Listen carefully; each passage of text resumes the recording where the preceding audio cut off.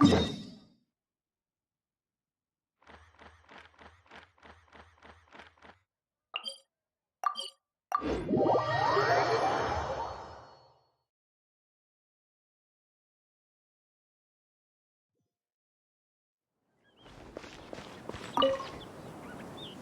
me, did you happen to see where the missing scholars went? You mean the village keepers? Oh, let me think.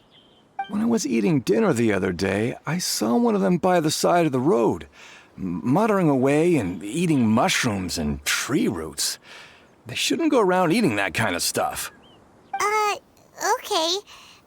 Did you notice anything else? Anything else? No, I think that's all I have to tell you. Sorry.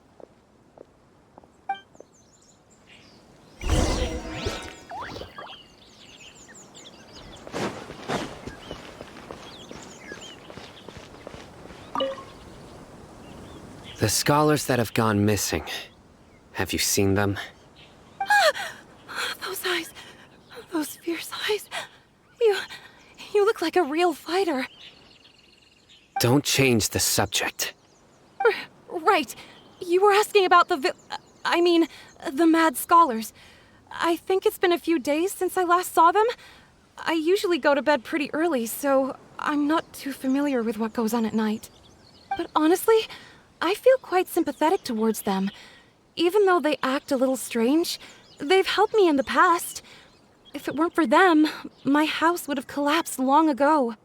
Do you also think Grandpa and the others are good people? Grandpa? Oh, hello there. It's little Isak. You mean that nice man who looks like your grandpa's long-lost twin, right? He was actually the one who protected my house. I saw it with my own eyes. He happened to be staying near my house that day and was doing something with his hands on the ground. It still feels pretty surreal now that I think back on it. Did someone teach them how to do that?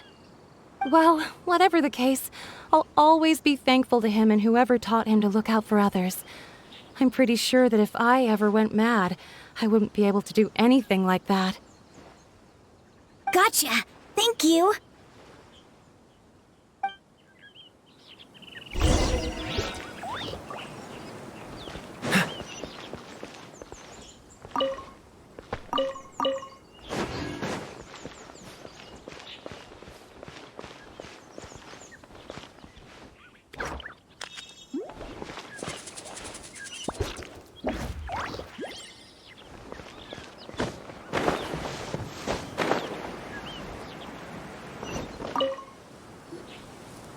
Sir, have you seen my grandpa recently? You know, the one who likes to sit and space out near the village entrance. Oh, well, if it isn't Isak. Oh, your grandpa, huh? It's been a while. The last time I saw him, he was spacing out by the road as usual. I went and asked him if he'd like any of the food I had prepared, despite my wife's protests. Like many people, she's really quite terrified of them. And speaking of my wife, she's still always complaining about how I don't make enough mora. That might explain why she's always mad at me. Oh, thank you. Thank you for taking care of him. It was nothing. You're looking for him, right? Did he go for a walk and get lost?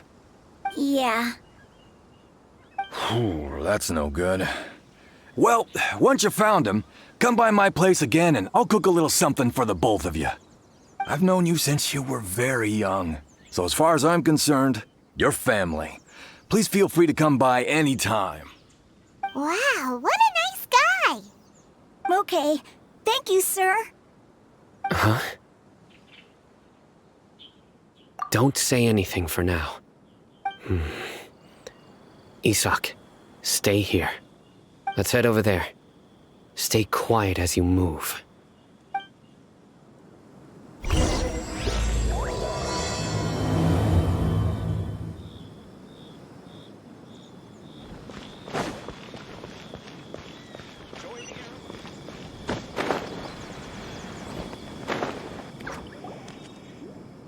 Listen, see if you can make out what they're saying.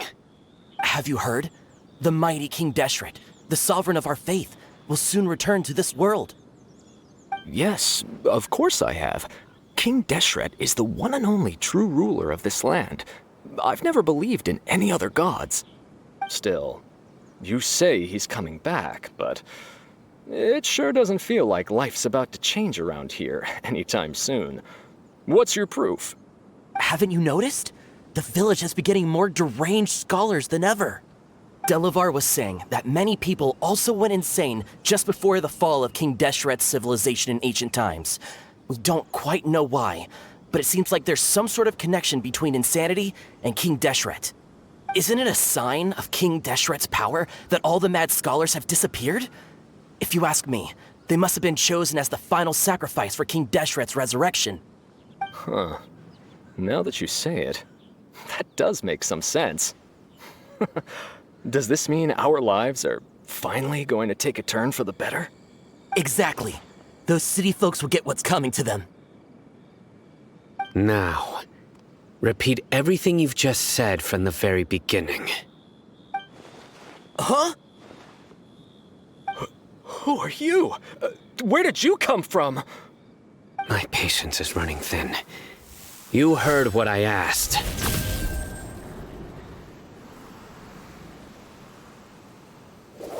Yeah! Bro, this guy's something else. Just look at his eyes. One wrong move, and he's gonna flay us alive. Let's not get on his bad side, okay? I am no match for this guy. Oh, okay, good sir. What is it you would like to know? Tell me about King Deshret's resurrection. Well, I only know a few things from hearsay. I went for a drink the other day and heard others talking about a rumor that the madmen will disappear and that King Deshret will return to this land. I'm not making this up, I swear! Hey, go on. Keep talking. It's true. It's all true, sir. We desert folk have had more than enough of those people at the academia. They keep sending us all their mad scholars and won't let us have a good life. Would you want to live like this if you were in our place? The radicals were even more thrilled than me when they heard the news. We're all praying for King Deshret's speedy return. Delavar also said that once King Deshret returns to our side, it's only a matter of time before we conquer the land on the other side of the wall. They're all willing to serve under King Deshret and fight for a share of the glory. Is that so? Seems like he still wants to know more. Keep talking. Got it! At first, I told myself it was just the drink talking, but then all the mad scholars vanished without a trace, just as the rumors said. Please don't beat me up just for mentioning these rumors. If I'm guilty, then everyone else around here is also guilty. I'm just saying what the others said. The people here really like King Deshret, but dislike the Dendro Archon. Where is this radical person you talked about? I haven't run into him over the past few days, so he probably hasn't been around the village. What about you, man? Have you seen him at all? No, not at all. We wouldn't dare lie to you. He's really not here right now. Sounds like you're not too close with the radicals. No, of course not. All we know are their names. I have many ways to stop you from talking. And many others to stop you from sending warning messages. So you'd best just stay home and hope I don't hear of you trying to contact anybody. Don't do anything until I've gotten to the bottom of this. Try something foolish, and even Candace won't be able to protect you. Yes, got it. We'll do just as you say. That scared Paimon half to death. Sino is pretty terrifying. He didn't try to reassure us at all. It's like he's used to hearing that. Oh, Paimon bets lots of people have told him that before. I heard that. Sorry. It's part of being a Matra. The rumor we heard just now seems like a strong lead. But we need to check a few more places. Very well. Isak! here. Where's your grandpa's house? Well, I can take you there. Just follow me.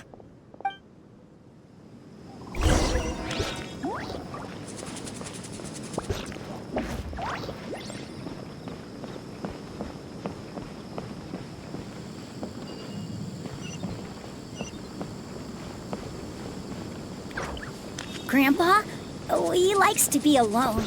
Sometimes he stares at the sky in a daze, and other times he just pokes at the ground with his fingers. Every now and then, he yells out at the top of his lungs, so a lot of people are really scared of him. But he's a good person, really. I know he is.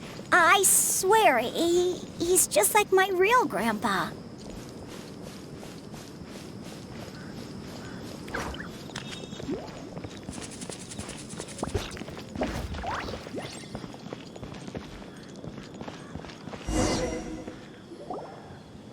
This is where Grandpa usually stays. There sure isn't much here.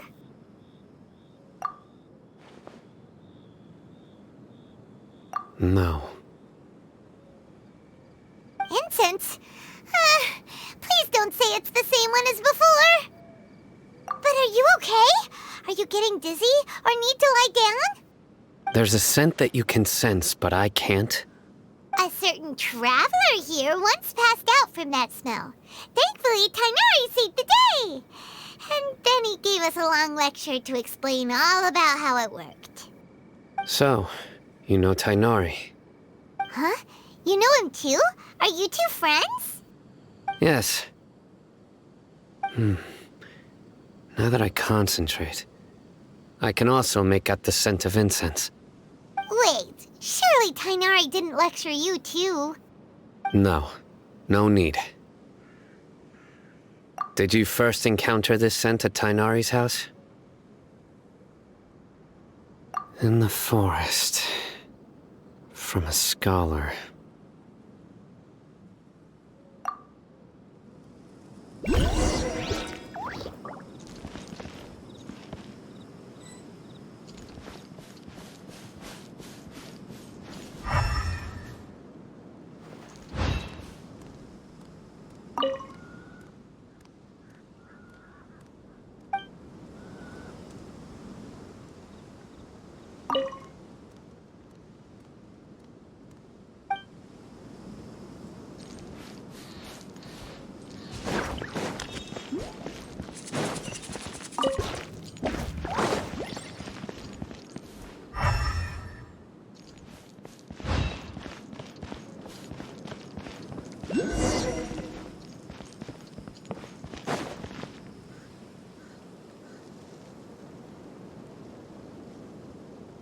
What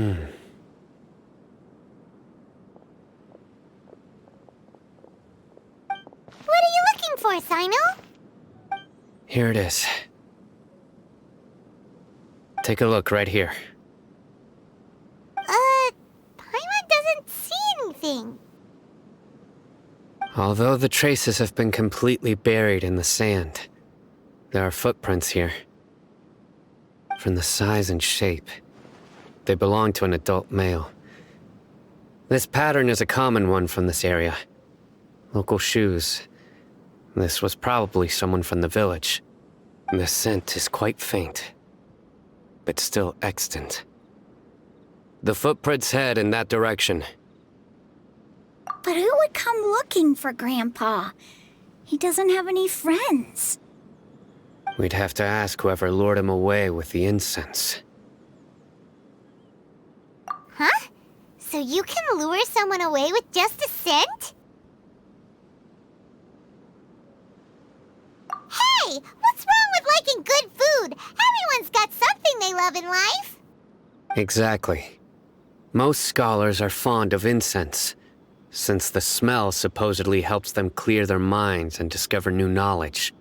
Even deep within the clutches of madness, they still yearn for their knowledge-seeking days, and will follow the scent whenever it presents itself.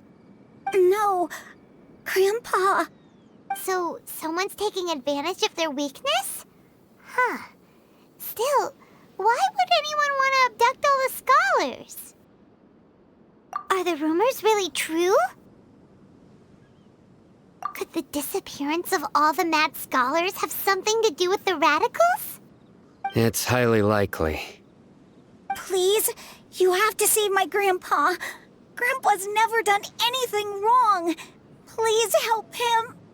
Sounds like we'd better help get him back. Don't you worry, Isak. We won't let whoever took him get away with it. Let's head to Aru Village and inform Candace and the others about what we learned here. After that, we'll set off to find the scholars.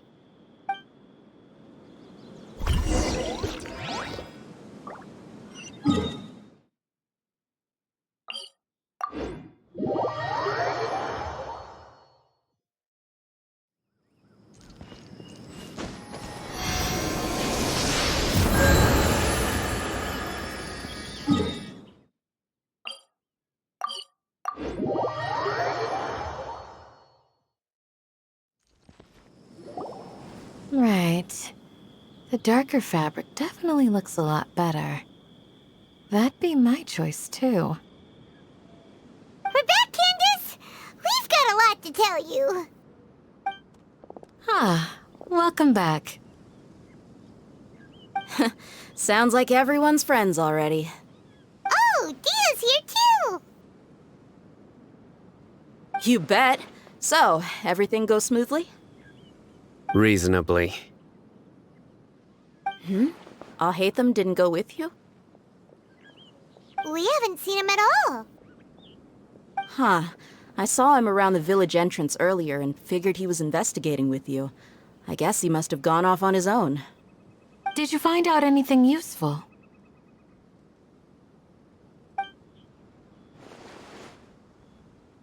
I see. So someone used a kind of incense to lead the exiled scholars away from the village.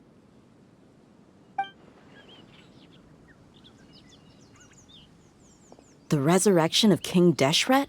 First I've heard of it. Far as I know, the kind of incense you just mentioned is only popular beyond the wall. Scholars are fond of it, but as you can see, there aren't many scholars still studying around these parts. No seller would be able to make a profit here. Not to mention making incense is a labor-intensive process. You won't see anybody in the desert with the patience to make or sell something that requires that kind of effort.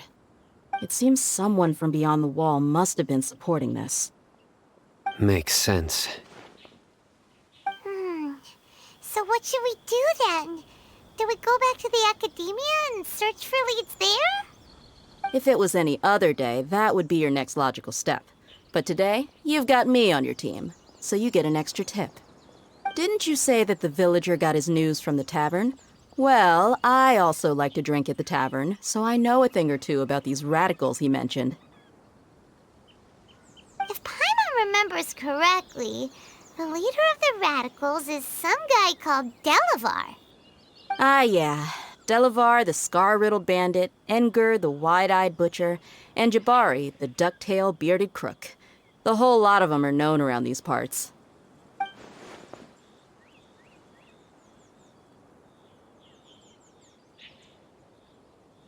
These guys have one thing in common, and that's being broke. The rougher life gets, the more they want to believe in King Deshret. Way they see it, King Deshret's resurrection is their only chance at overthrowing the academia. Throwing all of Sumeru into chaos is the only way to change the way of life here in the desert. Anyway, that's my guess why they've chosen to become radicals. Tia! You're amazing! You really know this place inside and out!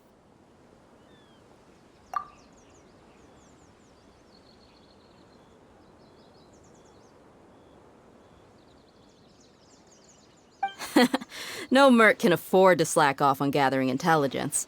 Every mora I've spent in the tavern has been a valuable investment. Let's head out. Now hold on, you're staying right here, Sino. Why? Aru Village is not a big place. Outsiders stand out here like a sore thumb. I'd bet word about you has already gotten out. The desert is unforgiving, so the way of life here is also a lot tougher than on the outside of the wall. You survive on making connections out here. Compared to you, mercs like me are just third-rate amateurs. I've got no actual fighting skills to speak of. But that also makes it a whole lot easier for me to gain the locals' trust. I need to go around and ask some questions, but it'll be difficult if you're with me. Fine. Good. Then we've got a plan. The Traveler and Paimon will go to Caravan Rebot with me, and we'll try our best to figure out where the Mad Scholars have been taken. Sino, you'll have to stay in the village and continue investigating on your own. All right, sounds like a plan.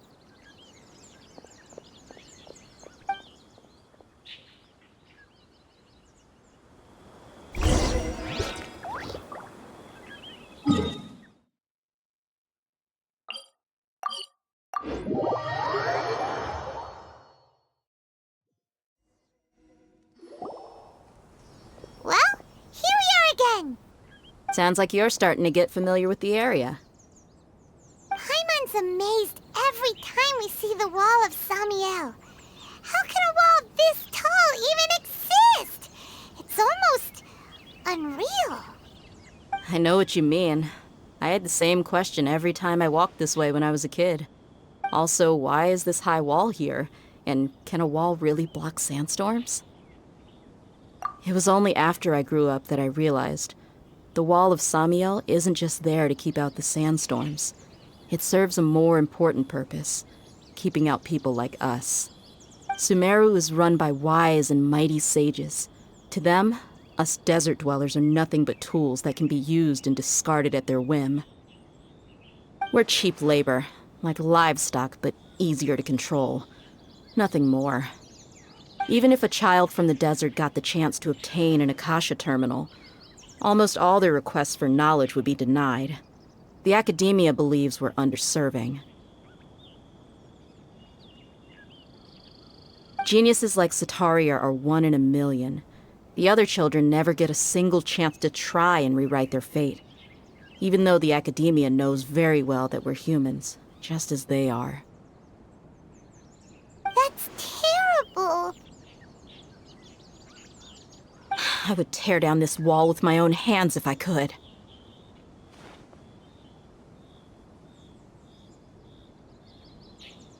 Hey, Dia. You're not thinking about doing anything scary, are you? No, not at all. This place just gets me thinking, that's all. Besides, we're here to procure information, aren't we? Yep, we gotta catch those. Shh. Caravan Rebot is crawling with people, so be careful what you say. We don't want anyone to find out what we're here for. Our mission started the moment we arrived here. Let's go check out the tavern. Maybe we'll find someone I know.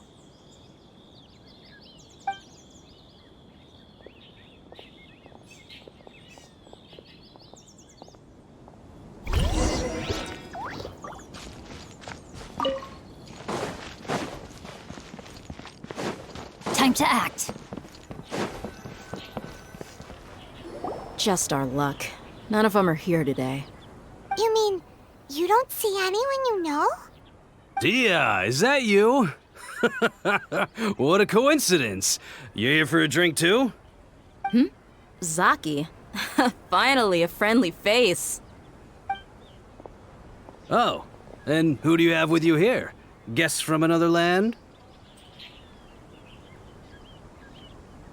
Hello, hello. I'm Zaki. Dia's, how would you put it? Drinking buddy? We've had drinks together a few times. You could say we go back a ways. Anyway, as far as my friends here, they aren't too shabby, are they? You rarely see any Outlanders so friendly and respectful nowadays. Absolutely. Much better than those people on the other side of the wall. So, Dia, are you looking for someone? Yeah. Have you seen Engur, Delavar, or Jabari recently? Of course I have. Matter of fact, we were all here drinking together just a few days ago. I've got a spice trading deal from another nation. I thought maybe Delavar and his friends might be interested. Know where I could find him? Ah, how thoughtful of you.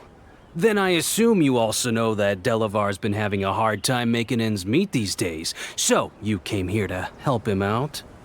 Hey, keep it down. Let's just say I prefer to keep this deal a secret. Y'all at Caravan Rebot are like family. If there's more to be made, why not do it together? Besides, Delavar and his friends have muscle. They'd be a good fit for escorting the goods. Yes, how considerate of you. Delavar's my friend too, so of course I can take you to him. Come with me.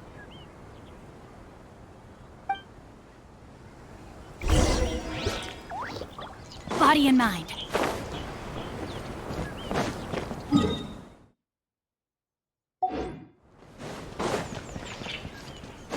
Time to act. Body and mind.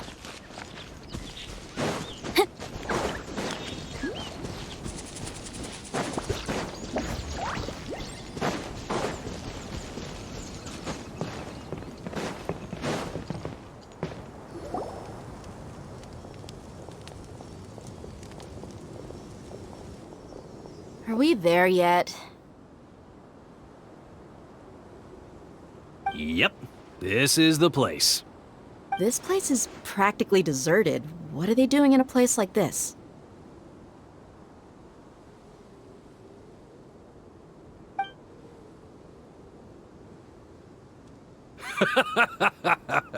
Why don't you take a guess?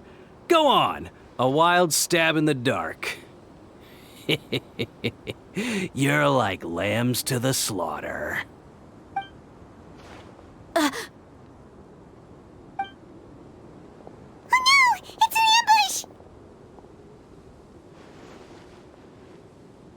ambush! What's this all about, Zaki? Come on, Dia. You really think we didn't hear about what you said back in Aru village? The boys have kept a close eye on you from the moment you set foot there. Not only do I know that you're looking for Delavar, I also know that you've teamed up with people from the Academia to look for the missing scholars. So, you've been watching us from the very beginning? Uh-oh. Paimon knew leaving Sino behind was a mistake!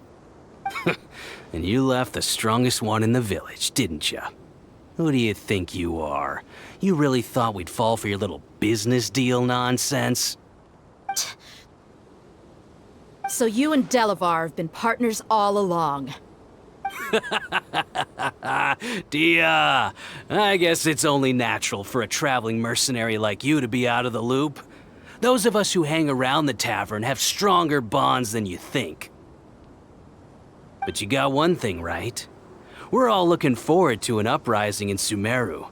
There's nothing more we'd like to see than the desert folk overthrowing the Academia.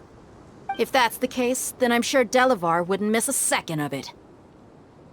I'll be honest with you, if it weren't for what you said in the village, your little monologue about the Wall of Samiel would have convinced me that you're one of us. Delavar. And Enger, you're here too, huh?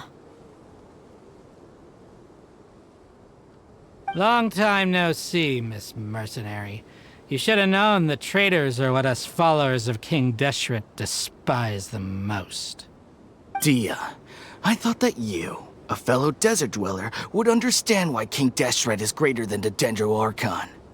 Little did I know, you don't deserve to join us. Yeah, gee, what a missed opportunity. Adopting radical views and kidnapping innocent scholars, all because of some baseless rumors. Anything else I'm missing out on? See? There you have it.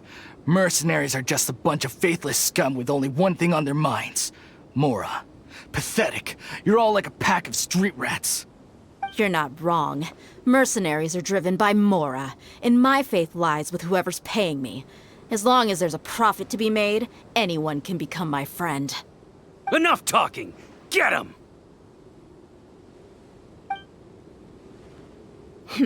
Just as I expected. Let's teach him a lesson, traveler.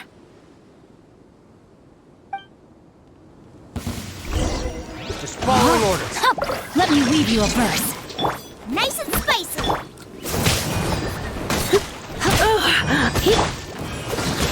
Oh, so sorry.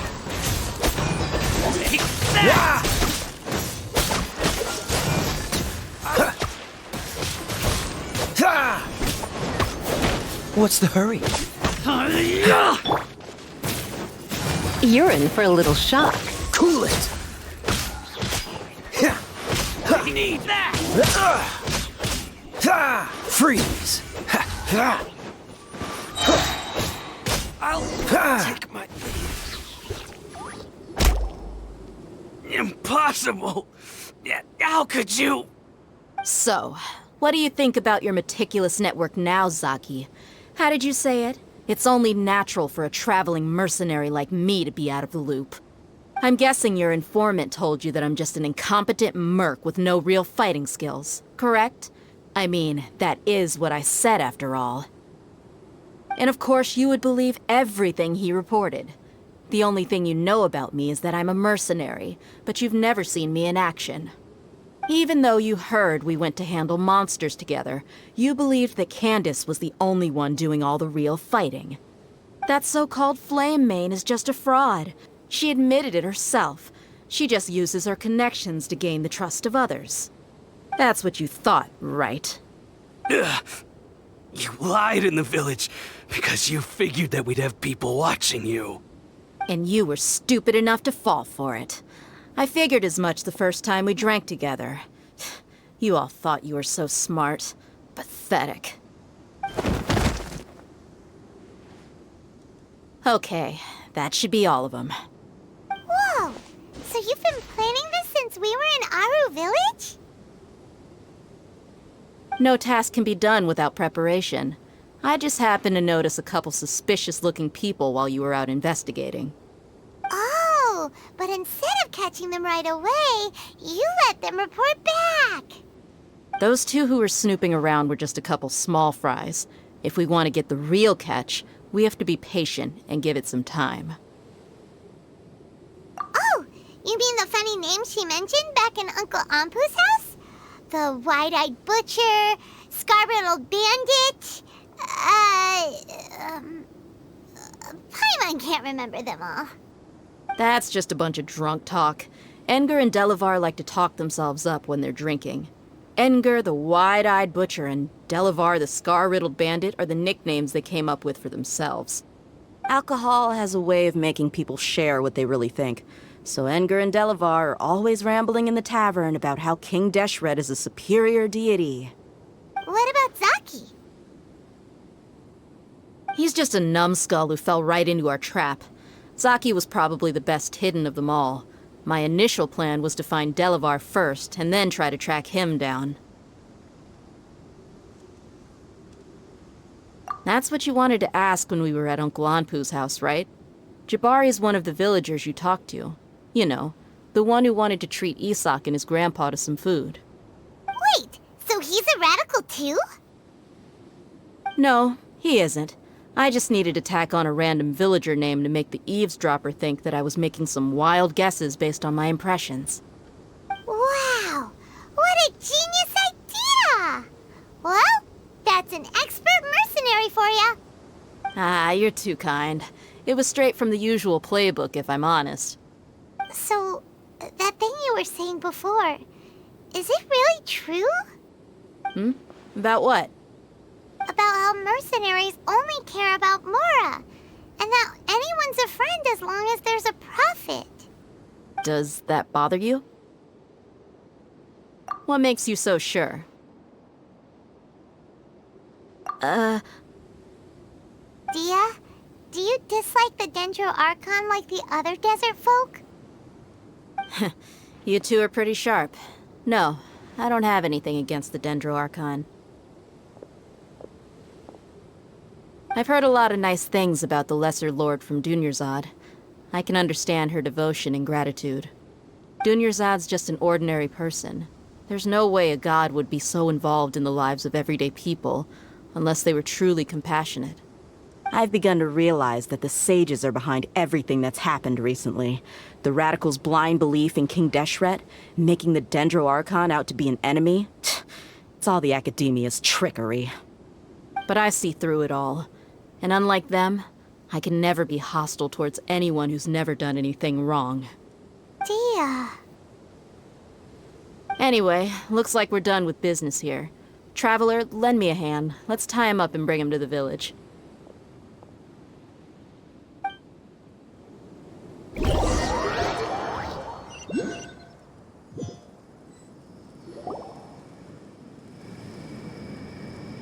This should be all of them.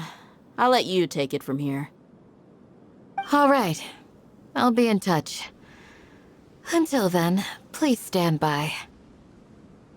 Candace, do you need any help? Candace will be okay on her own. I trust her, so you can too. She's been guarding Aru village for quite some time now. If anyone is qualified to question the offenders, it's her. While I'm questioning them, why don't you pass some time by exploring the area? I'll meet you back here tomorrow morning, Traveler. As for these idiots, let's just hope they live to see another day.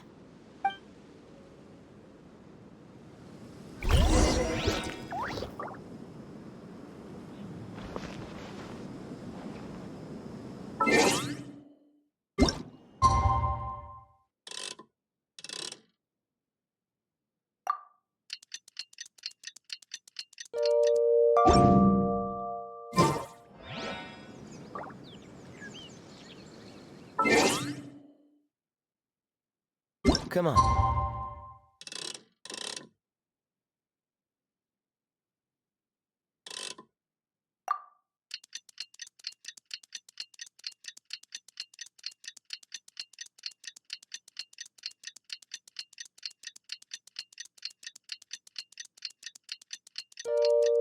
Let's get moving. We're not... Hey, Dia! Right on time. We'll know any moment now. Paimon's been wondering. You seem to know Candace pretty well. Have you been friends for a long time? We've known each other for some time now. She's a pretty interesting person. Even though she's an extremely strong warrior, she never misuses her powers against others. Oh, Paimon knows what you mean. Like a lot of martial artists say, never take the fight outside the ring. Yep, I guess you can put it that way. It takes strong convictions to be as dedicated as she is, and shoulder that kind of responsibility. Us mercs, on the other hand, we pretty much live from one day to the next. Well, Paimon thinks you're great, too. Really? Thanks for that.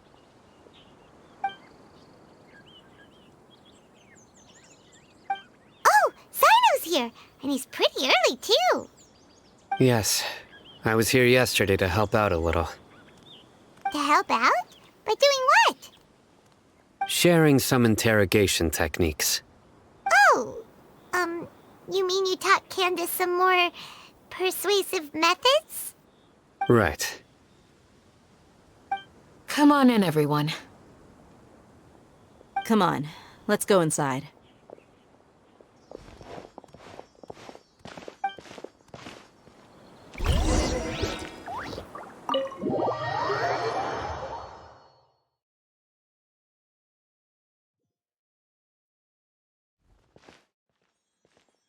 Candace, where... Whoa, you look furious. Do I? Huh. What gave it away? Oh, there's no mask that can hide true bloodlust. Cover up your eyes, and it'll still show itself at the corners of your mouth. Perhaps I need to work on my composure. Still, it's perfectly understandable why I'm angry. I'm sure everyone present would agree. Yes, ma'am. Please, don't beat us anymore. We're gonna die. Well, looks like Sino taught her well. You fear death yourselves, yet you do not hesitate to place the lives of others at risk. The absurdity is mind-boggling. The ones you call mad scholars are known to us as the Village Keepers. They are vital members of our community, and some even count them as family.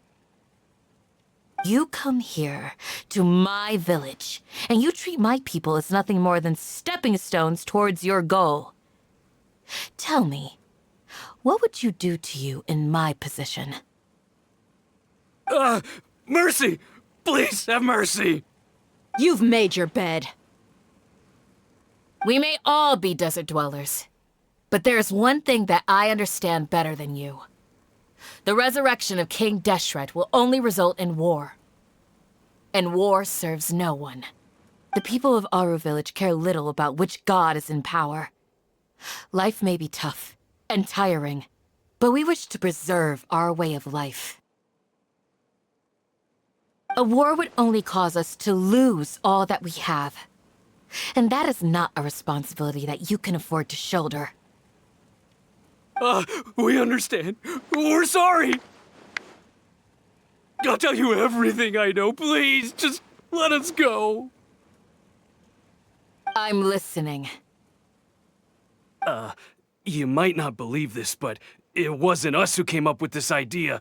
Someone was spreading rumors in the tavern. That's how we ended up hearing about King Deshret's resurrection. Some mystery man told us that mad scholars will make the perfect sacrifice to usher in King Deshret's resurrection. They give their lives, and we can get anything we wish for. They're called village keepers. Slip up again, and you'll regret it. Yes, sorry. It was all that mystery man's doing. He told us to spread the word about King Deshret's resurrection, and talked us into helping him. In return, he said he'll help facilitate the resurrection process. I'm not sure. That's one. Huh? One what? Strike. You get a total of 3. Then, you die by my hand.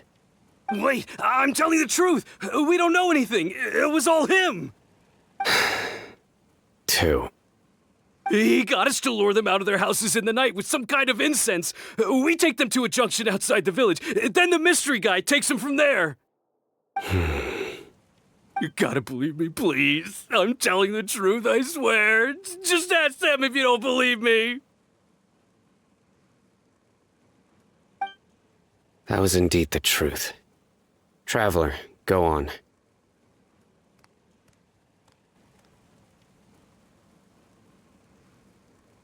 You have to believe me. If I knew that, I would have told you his name right away. I'm not risking another beating to keep his secrets. No way. That guy, he wears a cloak, and he's always careful to cover his face. He calls himself King Deshret's envoy. I believe I may know what's going on. Uncle Anpu? What do you mean?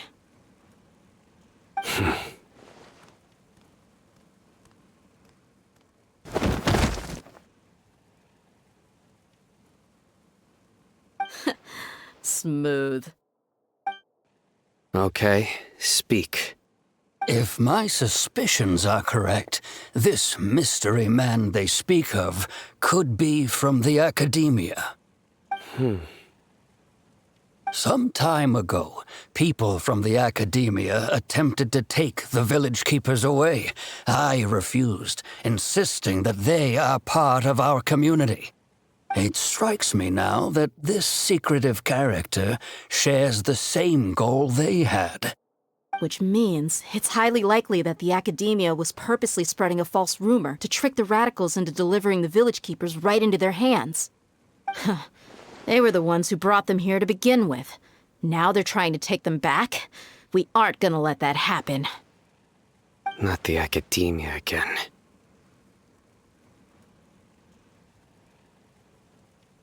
Just as I thought. But what could they want with the village keepers? People are nothing but tools in the eyes of the academia. A change in their plans likely means they found another way to exploit the scholars. Regardless, our top priority now is locating the village keepers. You're right. Isak is still waiting for news on his grandpa. Time to go. Let's leave the village and try to track them down. Yes. Pack up and get ready to leave. You got it. Candace, I'll let you deal with the radicals. Leave everything outside the village to us. All right. Let's meet back here once everyone's ready.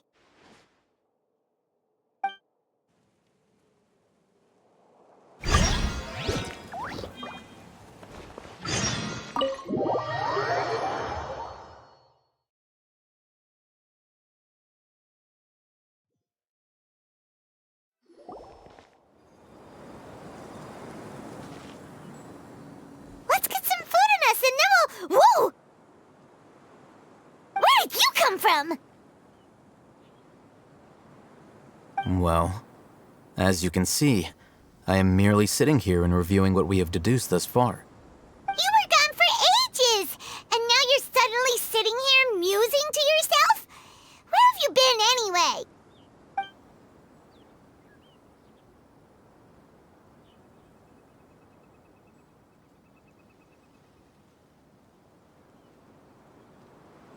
Hey, what's with the silence? You never think things through before asking questions. I'm giving you some time to make up for that. Paimon's so mad! Paimon's gonna give you an ugly nickname!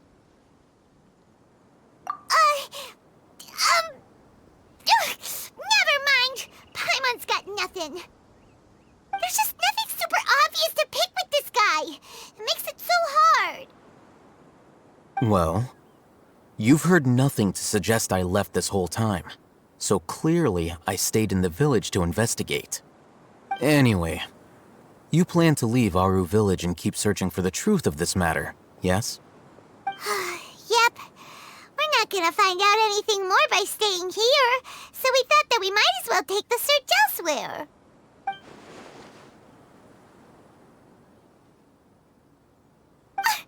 Enough with the silent treatment! No. I'm just surprised that you decided to team up with him.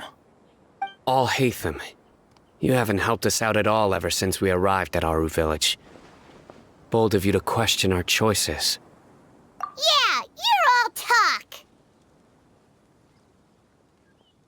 While you were investigating, I had my own work to do, which I've now finished. Really? Paimon doesn't believe you. To be honest, we aren't really a team, so I have no obligation to inform you of my whereabouts.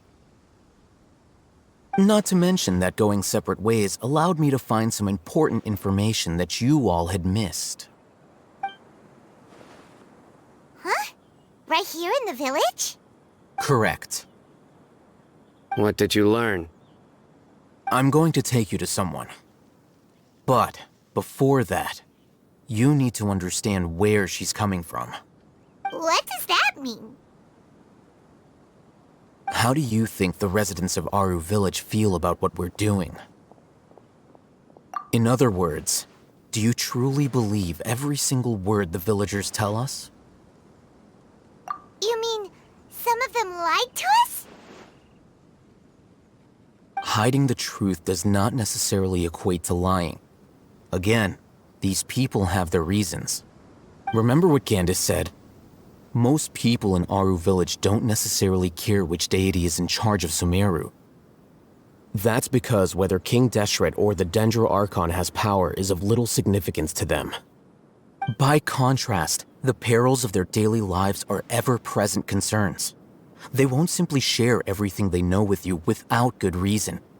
That's why you believed there was no further information to be found in this village.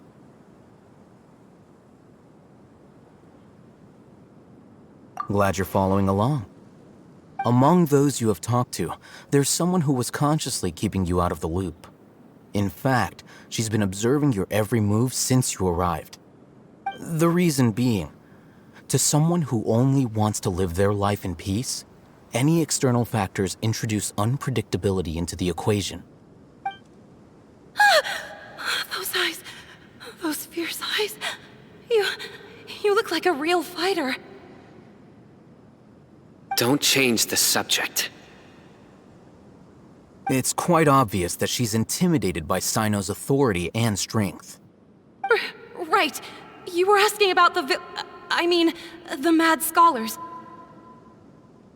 She corrected herself mid-sentence because she's aware that there are King Deshret fanatics in the village. If she sounds too friendly towards the village keepers, she could easily make herself the radicals' next target. I think it's been a few days since I last saw them. I usually go to bed pretty early, so I'm not too familiar with what goes on at night. Remember? She made a point of denying her involvement in anything that occurs at night. But honestly, I feel quite sympathetic towards them. Even though they act a little strange, they've helped me in the past. If it weren't for them, my house would have collapsed long ago. After speaking to the village chief, it became clear that the village keepers had protected Aru village at night. In other words, the young miss was very much awake during that time. Then why would she lie? By getting involved with an outsider, she risks drawing unwanted attention to herself. As for why she might be so wary about all this, maybe you should ask her. I'll pass on this one. You said that she is afraid of me. If so, it's best if I stay out of this. We're on it!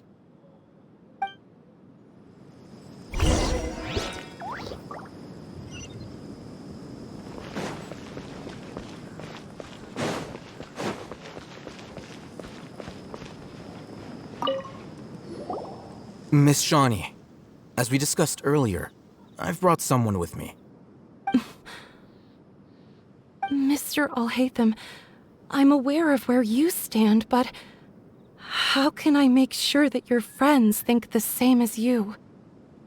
Huh? What do you mean? We need to clarify our stance or something? Go ahead and talk to her.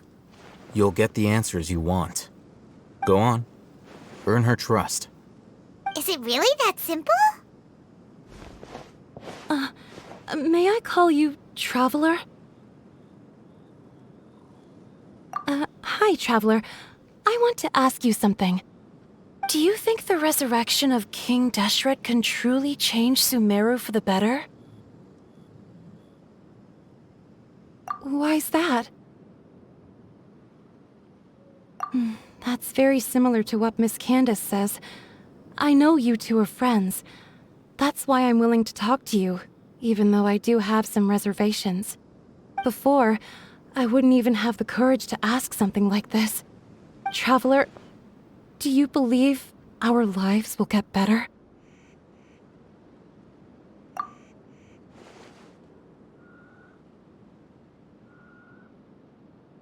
Yeah! We came here from another nation, so it isn't wrong of you to be weary. And we aren't really residents of any one nation. But even so, we've met lots of people from different places, and we've always fought for what we believed in. We have friends in Sumeru, and we want to help them. That's why we decided to stay here for a while.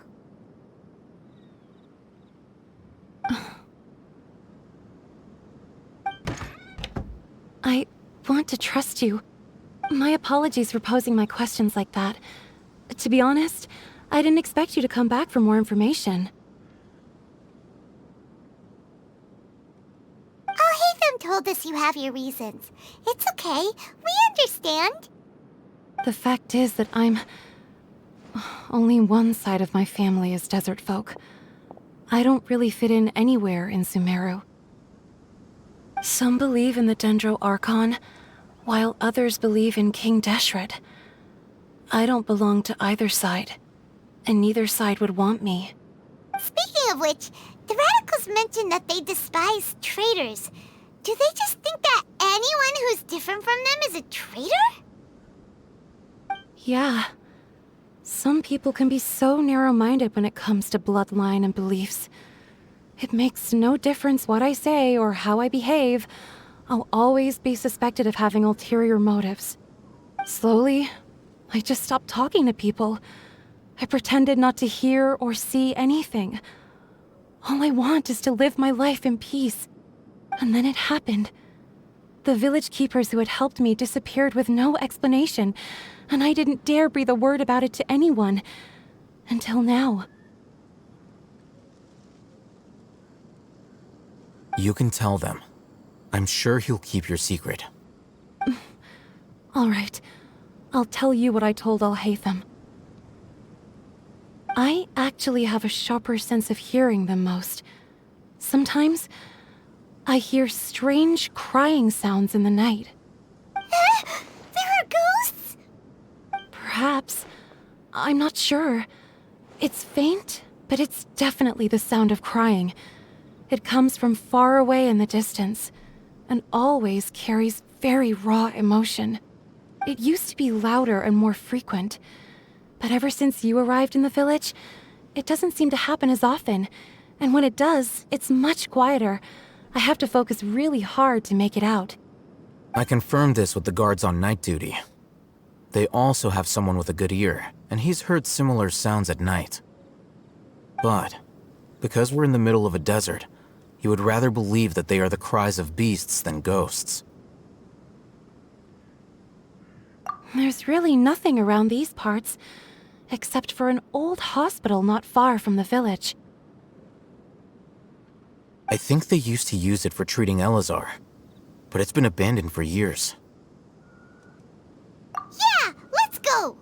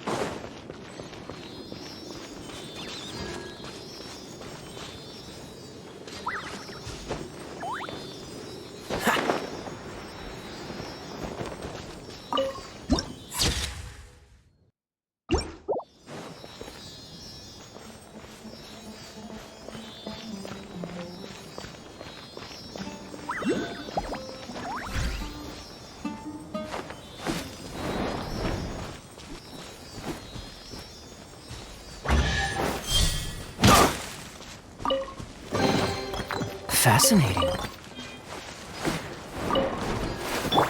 Rain outlines your fate.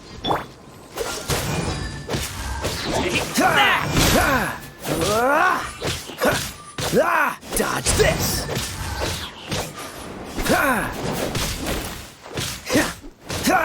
Freeze! Take that! Out of the frying pan, into the pot! Come a little closer. You're in for a little shock.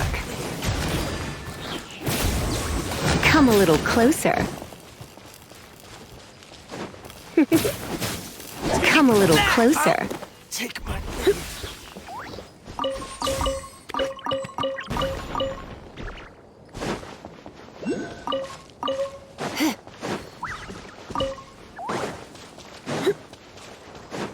Oh, is this the place? It's in terrible shape, and there's sand everywhere. Ah, monsters, watch out!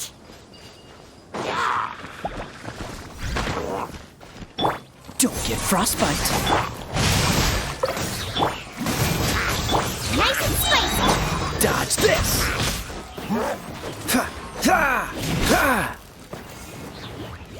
Freeze!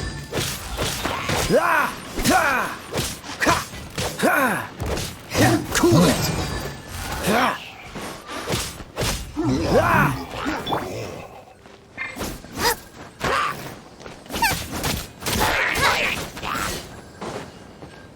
Out of the frying pan, it's... You're... Come a little closer. You're in for a little shock. You're in... Come a little closer.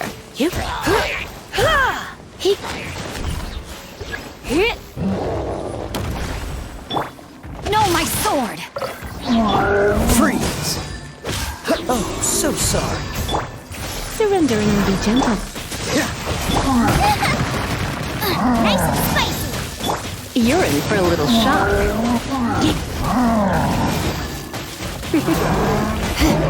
You're in for a little shock.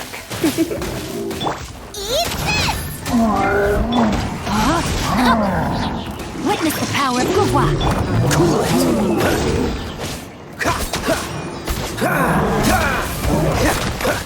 Dodge this! Don't push your luck. Freeze! This moment will be frozen in time. Cool it!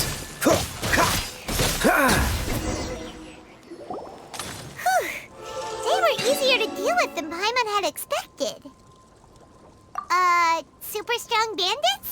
Or monsters taller than buildings dropping out of the sky?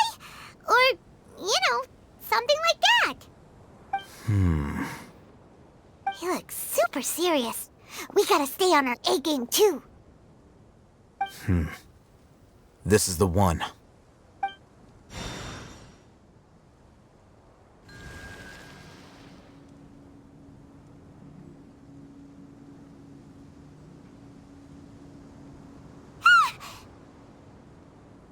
Let's go in and take a look.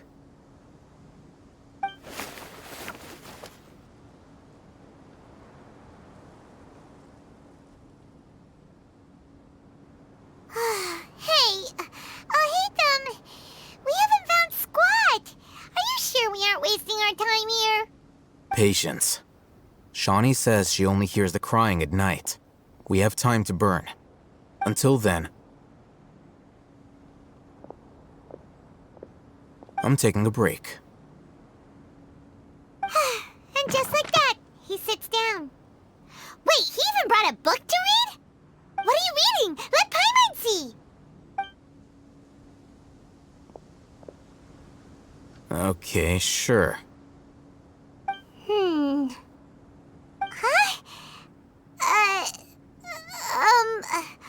The natural position, which is the positional propensity of an entity in natural motion, in contrast with an object in forced motion? Huh? When free from external influences, every entity displays the tendency to follow its natural trajectory? So, you got that? Oh, Paimon gives up. You keep reading your book. See ya! How is he so relaxed? Look at him, reading an impossible book in a creepy place like this.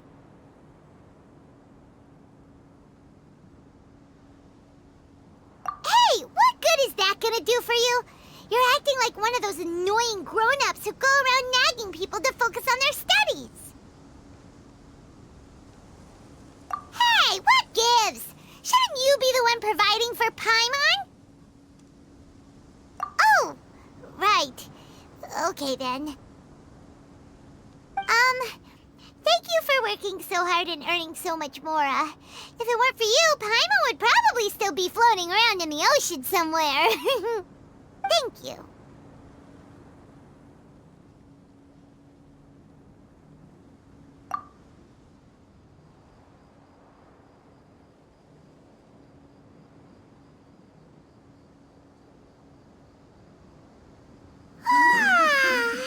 Paimon's getting so sleepy. Huh? What was that sound? There it is.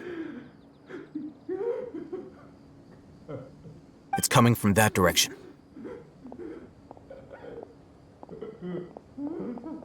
Is the sound coming from here? Huh. Paimon's not seeing anything.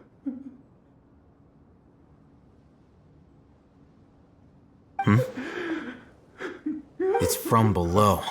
But there's no way we can get down there. Something is off about the interior here.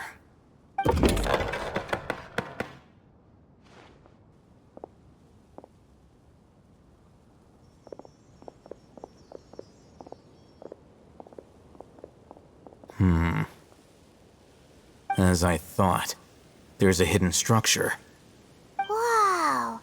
It's like they tucked another hospital into this one. Oh, it looks like there are other mechanisms around here. Let's keep exploring.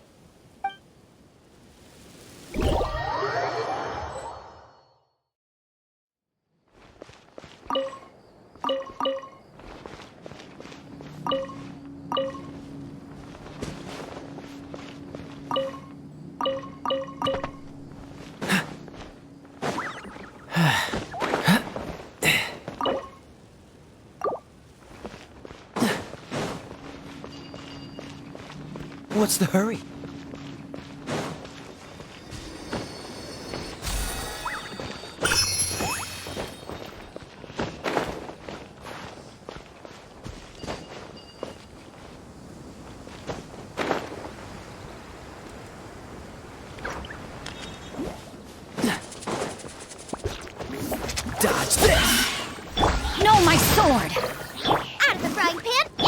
come a little closer. You're in for a little shock. Cool it!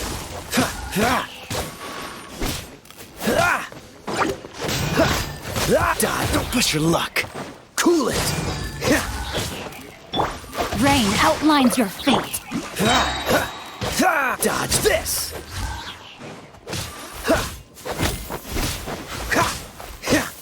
Freeze! Yeah, let me weave you a verse. Dodge this!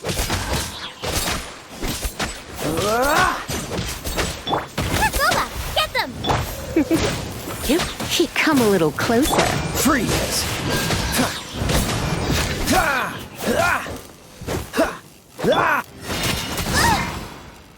You're in. Come a little closer. No, my sword! Dodge this!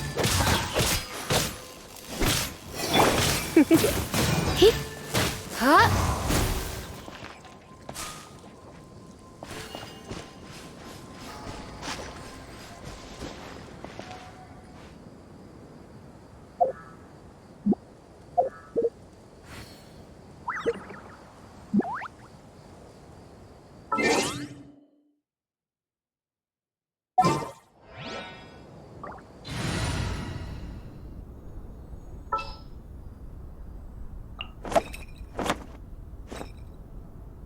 I'll lead the way. Follow me.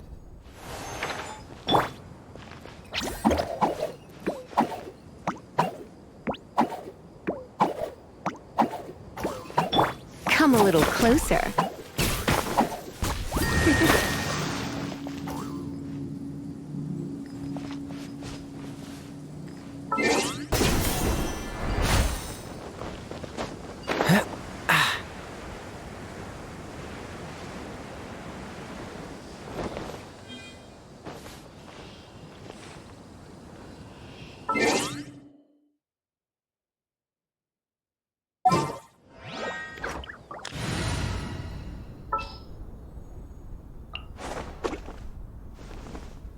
Everything's ready. Let's go.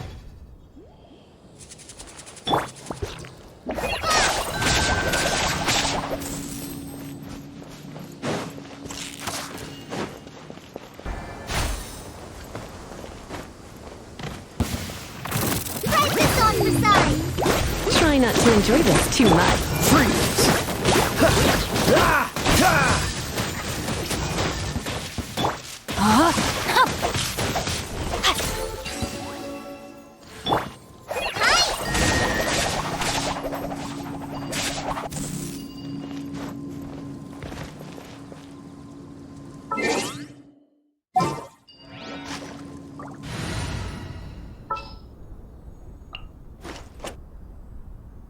Leave it to me. I'll bring my seasonings.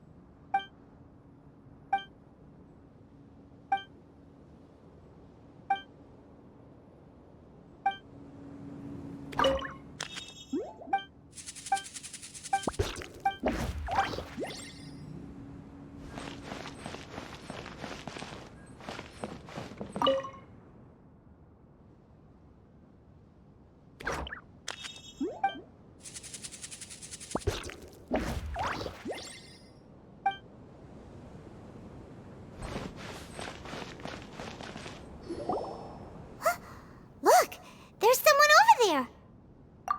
Good idea. Let's approach him slowly without alarming him.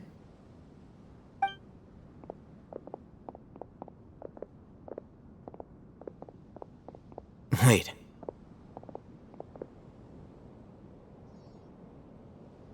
You're...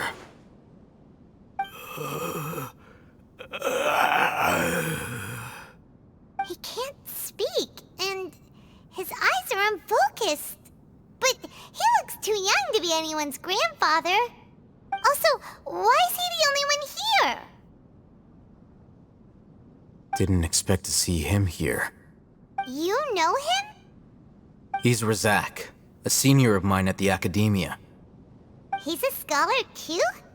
Is he the kind that holes up in a forest and mumbles stuff about training? No. And that's the problem. Razak was never involved in any of those things. He never trained in the forest, let alone reach Satyavada life. Leaving that question aside for the moment, him being here alone means that we might be too late. Looks like they've already taken everyone away. For whatever reason, they left Razak here. Perhaps they simply didn't have time to come back for him. There are drag marks on the ground. They're clearer by the doorway. Someone was forcefully drawing a cart that was loaded with something heavy. Loaded with people? That is one possibility. It looks like they were in a hurry, as if they were afraid of being caught. In their haste, they failed to notice Razak hiding in a corner. The symptoms are identical. Looks like we found living proof. Huh?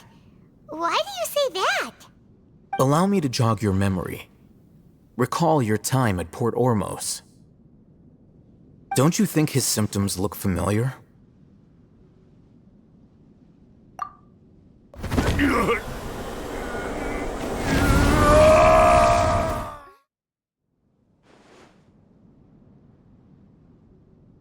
Oh, now that you mention it, they're acting the same way. Correct. The academia is behind all of this. It isn't difficult to deduce their rationale. First, the academia spread a false rumor of King Deshret's resurrection, emphasizing the role of the village keepers, the mad scholars who were exiled to Aru village. These rumors were all the persuasion that the radicals needed, and those based in Aru village leapt into action. Unbeknownst to them, of course, through rounding up the scholars, they were actually helping the academia. As well as being able to exploit the radicals for their own ends, this scheme has one further advantage to the academia. All the risks and responsibilities are offloaded onto King Deshret's followers. Life for the desert dwellers has been brutal ever since King Deshret's death all those years ago. Beneath the surface, feelings of desperation are widespread. Many would give everything they have for the prospect of something better. Anyone looking to exploit that for their own ends simply needs to make a few empty promises. Even if complications arise, people will see that those involved are all followers of King Deshret and look for no further explanation than differences of belief. A deep-seated mistrust of the desert and everyone in it by the rest of Sumeru will make sure of that. The notion of an academia plot wouldn't even cross their minds. It may seem like a simple strategy, but it is able to work wonders under Sumeru's current circumstances. Oh, that makes a lot of sense. It's in line with the village chief's theory, too. But there's still one very important question. Wasn't it the academia that brought the scholars to Aru village in the first place? Why does it want them back now? Throughout this process, one thing has changed. The scholars' identity. First, they were scholars. Then, they became lunatics. After that, they were exiles. And finally, they become missing persons. An exile is still patently a living, breathing human being. But when someone becomes a missing person, that is brought into question. If you can't find someone, you have no way of knowing what exactly happened to them. That makes missing people an ideal resource. Resource? For what exactly? One possibility is that the information in their brains could be extracted into knowledge capsules. Extracted? You mean canned knowledge comes from people's brains? With the technology of the Sumeru academia, it's entirely possible. Perhaps the process caused them great suffering, which is why they cry out in the dead of night when no one is watching them. So, the human brain... Nope, nah, Paimon doesn't want to think about this. I'm the Academia scribe, after all. I'm familiar with their projects. Anyway, judging by Razak's state, the contents of a divine knowledge capsule were extracted from his mind, but something went wrong in the process. Or perhaps his curiosity got the better of him, and he used such a capsule for himself. Paimon's a little confused. Can they just use anyone's brain?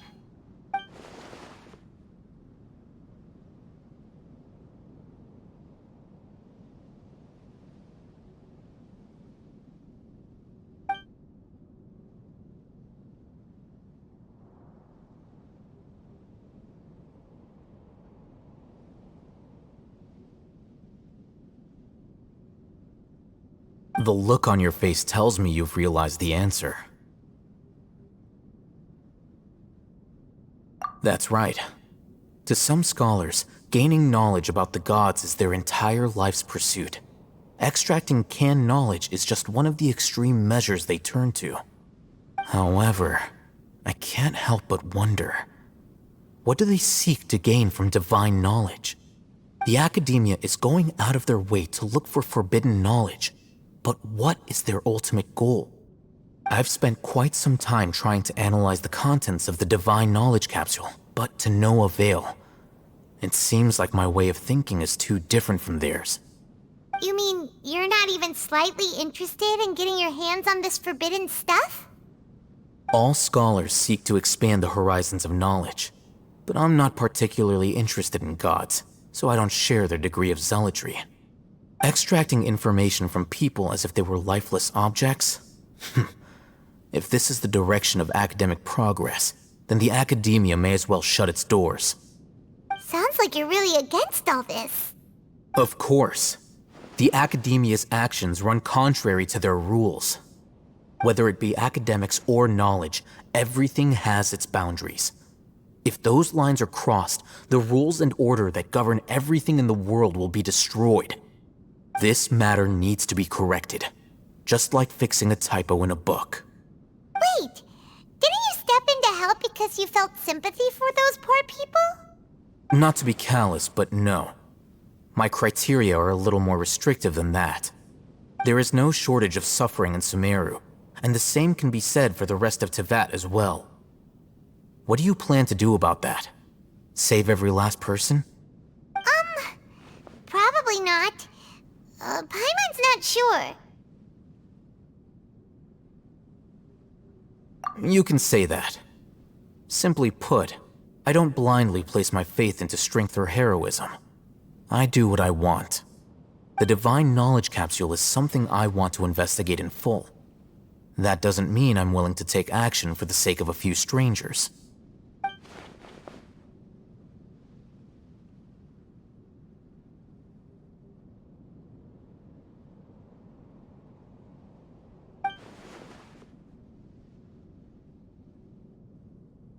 Paimon's been wanting to say this for a while. There are a lot of bad guys in the Academia, but you're not one of them. You're their weirdo. You're probably right. Though I must say, I quite enjoy this feeling of being the odd one out. Uniqueness is also an asset, is it not? Wow, that's a great way to think about it. Paimon's really impressed. If only Miss Shani had a similar mindset, her life would definitely be a lot easier. I'm just a more likable person than her in general. There's nothing more to it than that.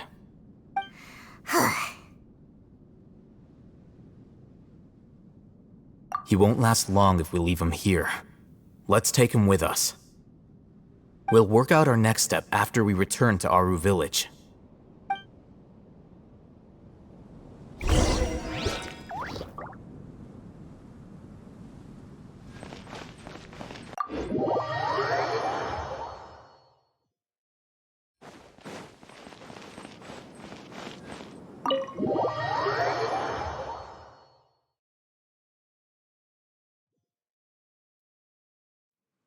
We're back!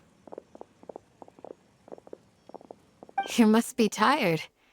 You should rest and take some water.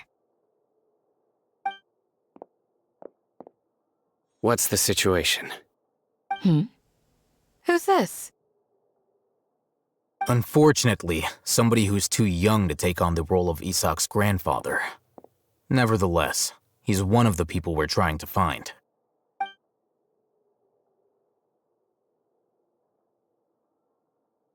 So, at one point in time, the abandoned Elazar Hospital served as the Academia's site for extracting divine cant knowledge. Yep, pretty much. Their plan must have been implemented at some point before we arrived at Aru Village, since divine cant knowledge has been in circulation for a while now. Yet, they fled once we were headed to the village, almost as if they knew we were on their trail. Why is that? Yeah, why is that? We may have a mole in our midst. One of us could be secretly revealing our whereabouts to the Academia. Huh? Are our friendships that shallow? Looks like none of you have realized wherein lies the issue. Sino, you're the reason why they can predict our movements. Wait, what's that supposed to mean? Choose your next words very carefully. It is simply a logical inference.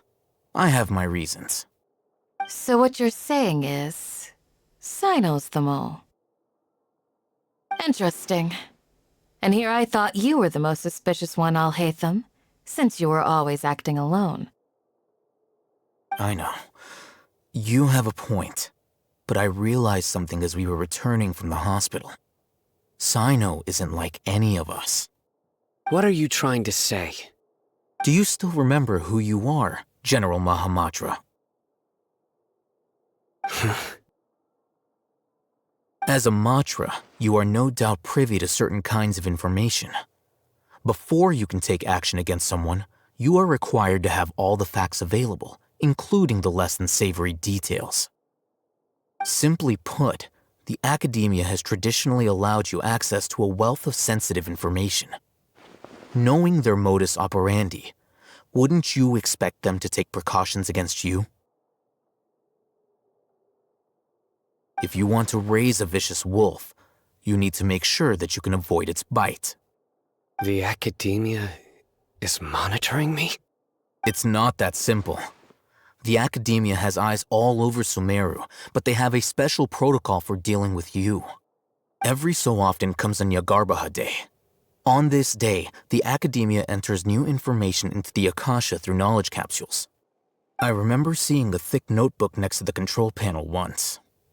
Its contents were all about the General Mahamatra, his activities throughout the day, preferred methods of enacting judgment, everything. You're saying that the Academia entered my information into the Akasha too? But what's the point in doing that? My actions aren't important enough to be added into the Akasha. The Akasha is capable of computation. The Akasha's algorithms are entirely capable of predicting your movements using the data entered. When you would depart, the route you would follow, your destination. It knew all of this. It predicted my every move. The Academia has been watching you longer than you think. However, the fact that you resigned is proof that their suspicions were well-founded. So that's how it is. Sino adheres to his principles so strongly that he's actually a thorn in their side. Tenacity of will and steadfast faith are worthless to the Academia. They need scholars who are easily pliable and mindlessly go after anything they can profit from. Sino, don't take it to heart. This just proves how much of a trustworthy ally you are. They escaped because of me. Don't blame yourself. It's not like any of us would have known. I have an idea. If they predicted my movements, then I might be able to guess where they went. Whoa, you bounced back fast. There is always an opportunity for safety after danger passes. Oh, so that's how it is! Paimon gets it now! If the Academia is trying to avoid Sino, then the safest place would be... Yep, that's right! They'll want to proceed in the direction opposite of where I'm going.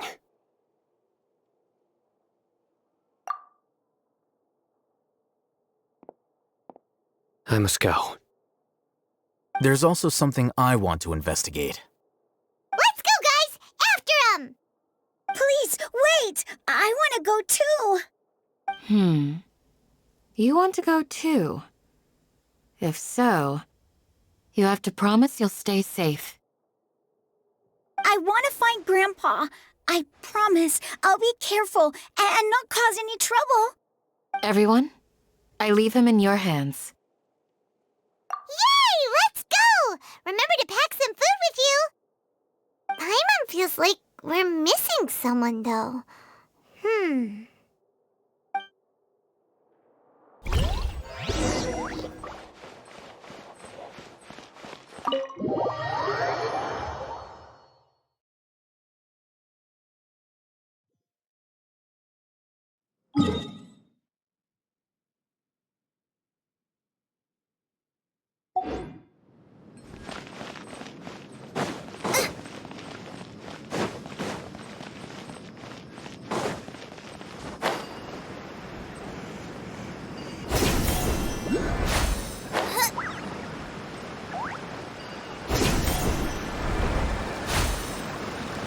Race you!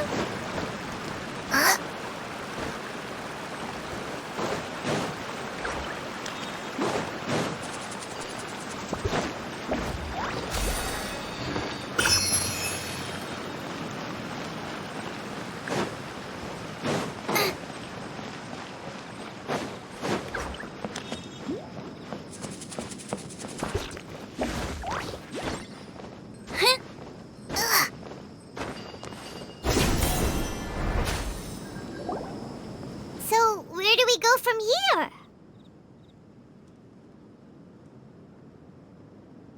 Yes. After leaving the village, we should head straight toward the desert.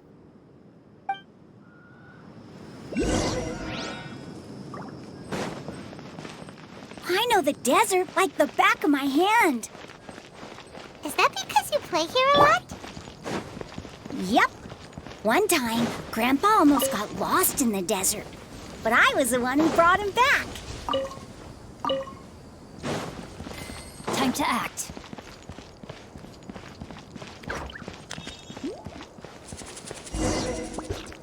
There's something here. What's this? It's buried in the sand. Looks like we'll need to roll up our sleeves and do some work. And Paimon thought running around everywhere was already enough work. Okay. So, we have to dig it out? Whatever's down there, looks like it's buried really deep.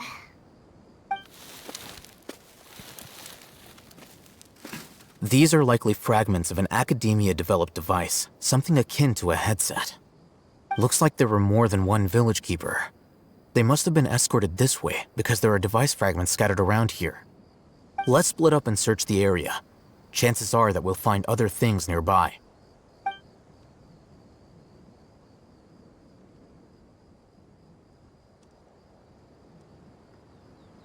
Is this what we're searching for? It looks kind of scary. This is definitely a device used to extract divine knowledge. How did it end up buried in the sand? That can't have been part of the plan. They must have been attacked along the way. Wait, what? Grandpa, I hope you're okay. Don't worry, your grandpa's gonna be fine. Razak didn't display any signs of starvation or dehydration, which means that they left fairly recently. We should be able to catch up. One more thing. Given that the device had been entirely covered by sand, I believe the attack must have happened prior to the sandstorm. Let's keep going. They can't have gone far.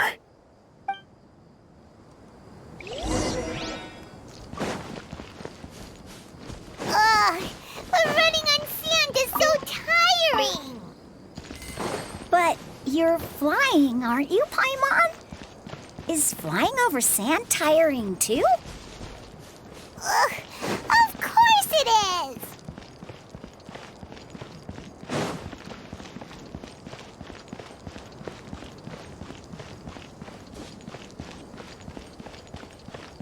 Voices, over there. It sounds like an argument. Whoa, you have really good ears. Don't get any closer. They'll notice us. Dia's talking with the Eremites? Very interesting. Let's listen in. If you had informed me sooner, there'd be plenty of room for us to... You're one of us. We would never lie. Scholars. You don't know as much as I do. Need me to... I knew it. That's our Dia. Dia? Why would you... Dia! Hey, what are you doing? Huh? Didn't you say you'd help me find Grandpa? Why are you on their side? Well, look who's here. Ain't that something? This complicates things. You've betrayed Aru village? So, this is the great General Mahamatra. Dear, you'd be better off as my assistant than hanging around with this motley crew. Seen for yourself, I have the means and methods, and my ideals are far more admirable than theirs. I'm not the type that's easily swayed, Raman. You of all people should know that. Wait, what's going on, Dia? Whose side are you on here? Shut it, Paimon. It doesn't matter. Whichever side you pick, nothing can deter us from the grand mission of resurrecting King Deshret. Once our Lord of Old returns to this land, we will have a new beginning. Face the facts, Raman. It's not gonna happen. You should understand that more than anyone. Have all your years as a merc taught you nothing about placing hopes in a ruler? I'm a desert dweller and a proud follower of King Deshret. Whether I live by the edge of the sword or in peaceful comfort, my soul will always carry this conviction. It's not too late yet. The village mad scholars aren't gonna bring King Deshret back to life. You don't understand, my dear lady. Pursuing our faith is our purpose in life. Even if the chance of success is 1 in a million, we must be willing to give everything we have. Even if it'll expose you to the academia? Even if they end up disbanding the Eremites? Your Eremites, which you've worked so hard for all these years? Yes. We've waited a long time for this day to come. The sun and the moon no longer shine here. All you see now is cracks in this desiccated land. But fate has finally dealt me a hand to play against the academia. With these scholars in our custody, we'll stomp the academia's forces and fight our way beyond the wall of Samiel. Ridiculous. Think about it. The academia controls the entirety of Sumeru. Your powers are negligible in comparison. If you still don't believe me, then try asking these 2 men. They're also against the academia, but neither of them are as arrogant as you are. They look more like pawns of the academia to me. Why would I listen to anything the people of Greater Lord Rukkhadevata have to say? Filthy traitors. Your god abandoned all honor and betrayed King Deshret. We desert dwellers will never trust the likes of you. It's impossible to communicate with someone so hostile. Perhaps we should. Do you really believe that by kidnapping the scholars, you'll be able to negotiate with the academia? These people have no value as bargaining chips, but I could be persuaded to take their place as your next hostage. These scholars were exiled from the academia. I, on the other hand, am their current scribe, and will be a much greater asset to you. Wait, you can't be serious. So, you want to trade places with the hostages, do you? Precisely. Any wise person would gladly accept my offer. What are you thinking? What if they decide to kill you instead? Well, that would be bad luck for me. However, I'd get the chance to observe the scholars, perhaps even find out the truth. Think you can talk me over with that confident look of yours? I'm not trying to persuade you. I'm using this as a means of joining forces against the academia. You are the scribe. What do you have against the academia? Not all desert dwellers believe in King Deshret, and the same applies to the academia. Why must all knowledge seekers approve of the academia's way of doing things?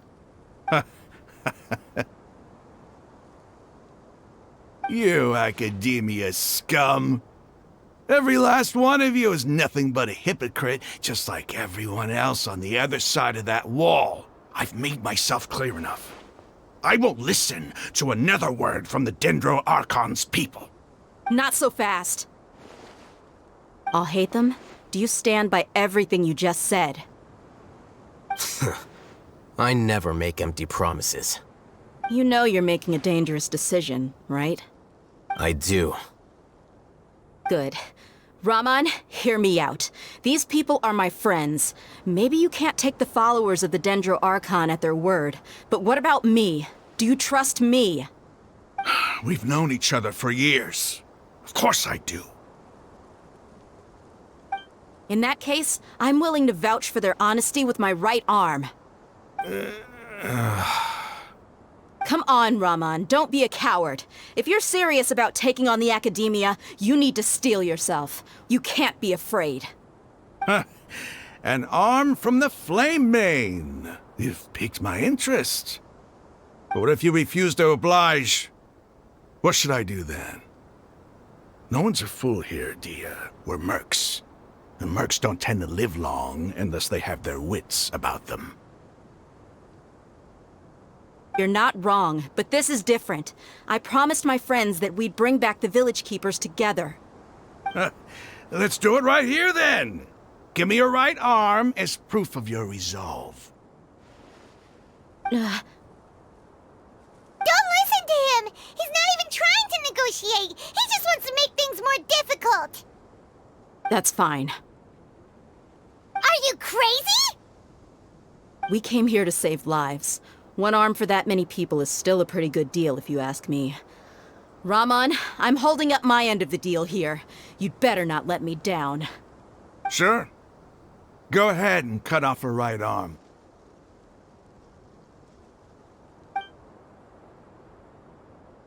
No!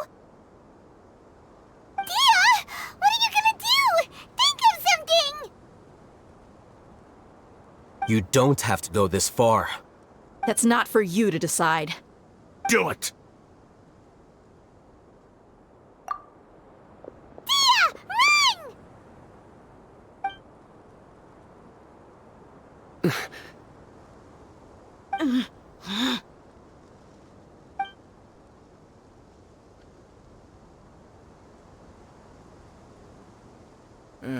Stop!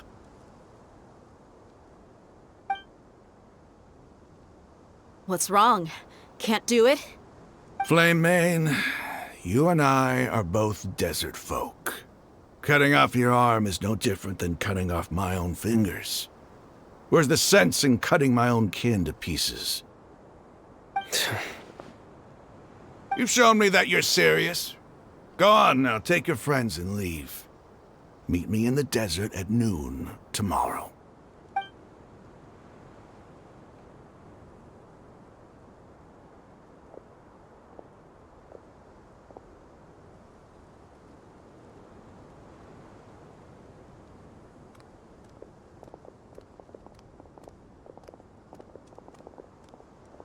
Phew. I was really counting on him not going through with it. Dia! That was crazy! Have you all lost your minds? What if he'd actually cut your arm off? Then I just have to hold my claymore with my left arm. Okay, I'm sorry. But sometimes when you're out on a limb, you gotta double down to seal the deal, you know? Don't ever make a promise like that again. I can deal with the likes of them. If it came down to it, you would not lose to them either. I don't doubt it, Sino. But this is about more than me and them. There's a lot more where they came from. Even if we got rid of one bunch of radicals, there are others out there. Wiping them out would do more harm than good.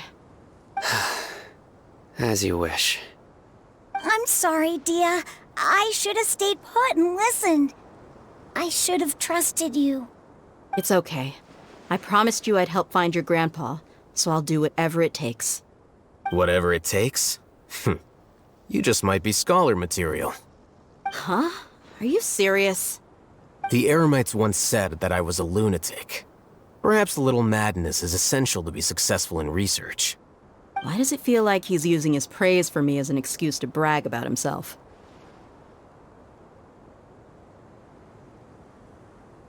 Okay, let's get moving. We should head back to the village and rest up. Today was just a trial run.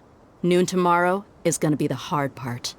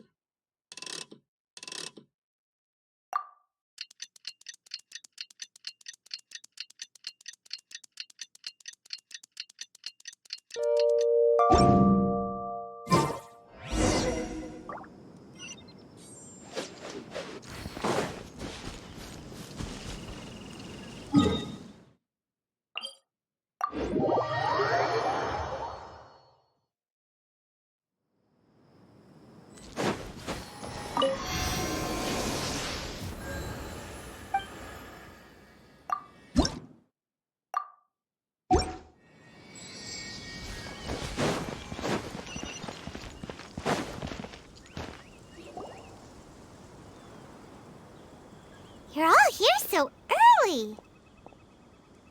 Looks like we have everyone here. Isak, are you sure you want to come with us? I'll watch from a safe distance. Dia, I want to be there to bring Grandpa home. Okay, let's go then. Dia, wait. What's the matter? I heard that you were quite reckless yesterday.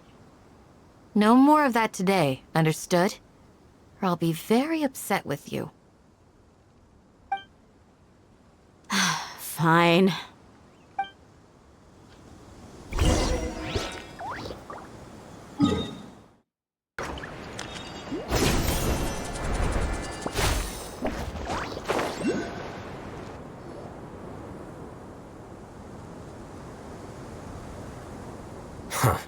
They got here before us.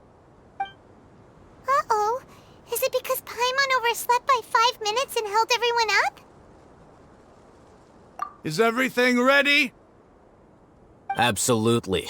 Although, you brought fewer people than I imagined. Bring him over.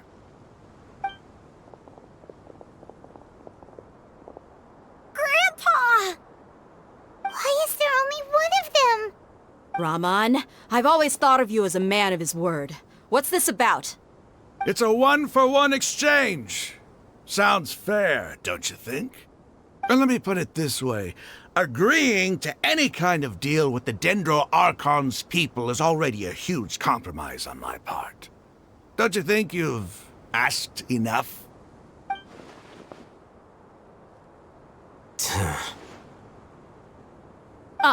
You stay right there!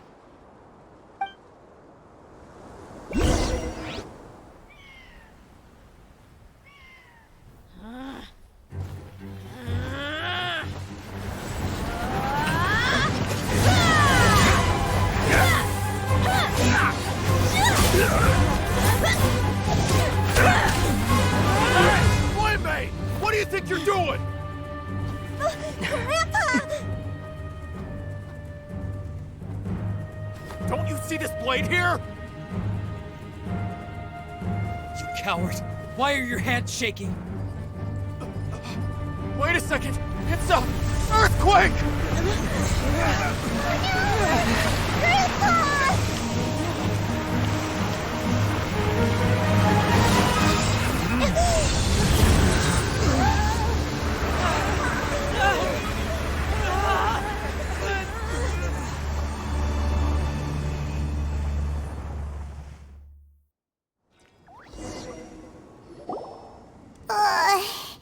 Paimon's dizzy.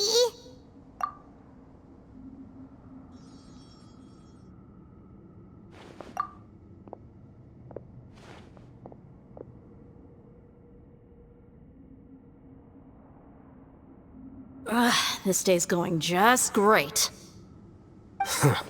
What a nuisance. The sand dune collapsed. I saw an energy field. The village keeper protected us. It glowed green with dendro. Just like you said, it may well have been the remains of Lesser Lord Kusanali's power inside the scholar's body. The Dendro Archon. The present one. Grandpa? Grandpa? Oh no, he's getting confused again.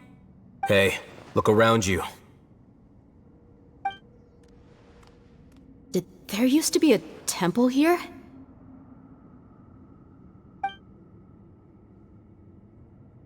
It seems that when the sand dune collapsed, it exposed these underground structures. The symbols on the gate belong to King Deshret's civilization.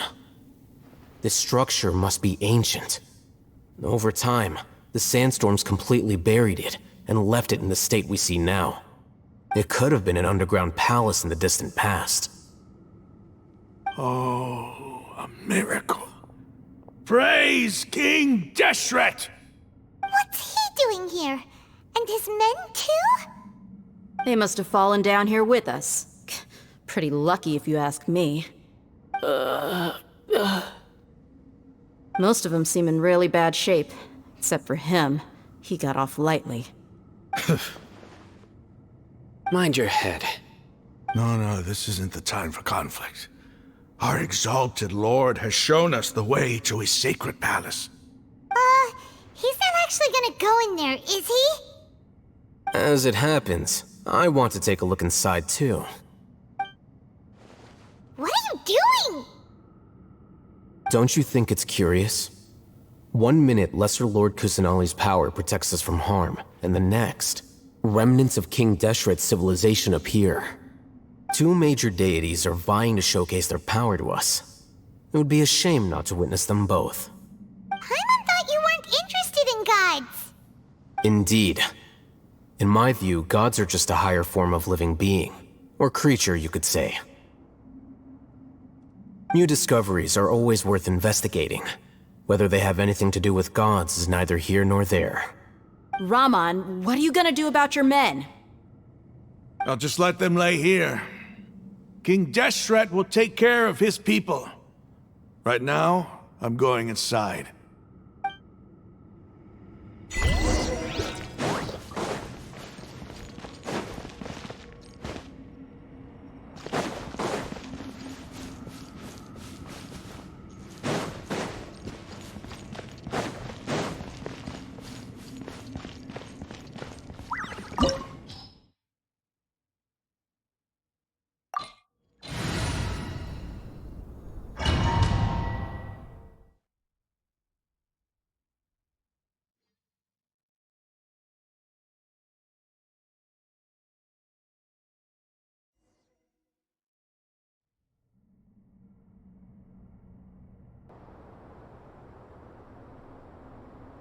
It's full of life here.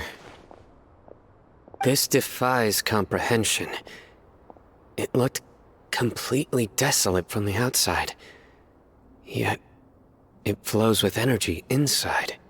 Yeah, and there's so many plants. It's so pretty. Sir Raman. Huh? Me? Do you see another Raman here? Are you mocking me? What do you mean, sir? Interpret it however you want, but there's something I'd like to draw your attention to. While this structure is clearly left over from King Deshret's civilization, the energy that flows in here is that of the Dendro Archon. Whatever you say. It's not like I have a vision.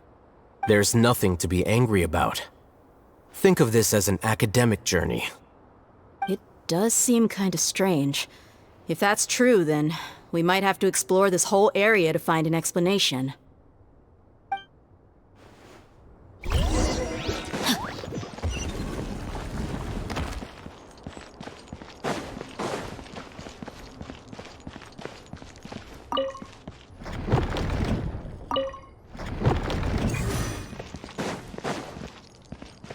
Time to act.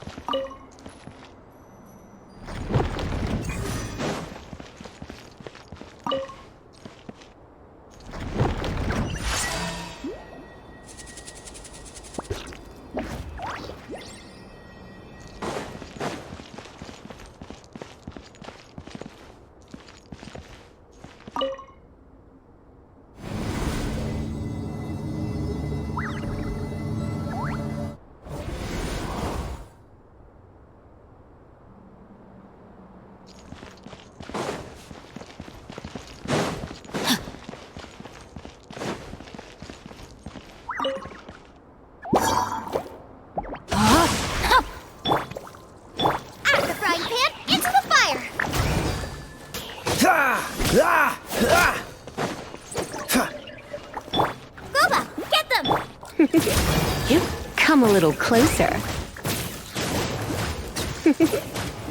Come a little closer. Freeze!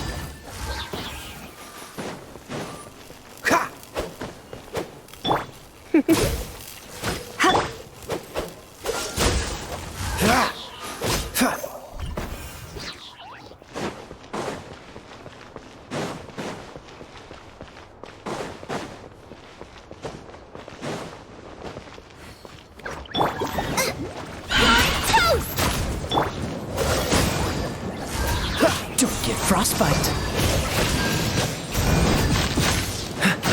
Cool it. No, my sword. Come a little closer. You're in for a little shock. Come a little closer. Nice and spicy. You're in for a little shock. Come a little closer.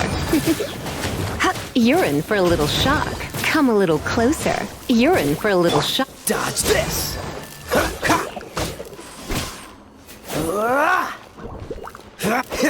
Freeze.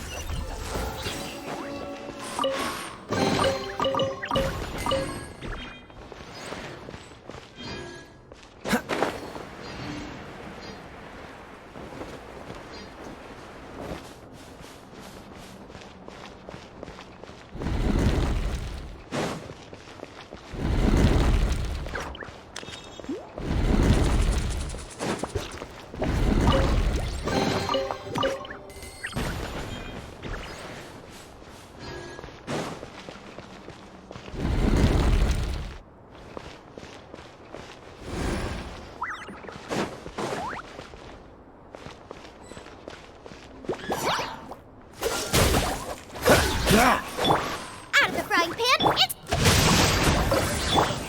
Dodge this.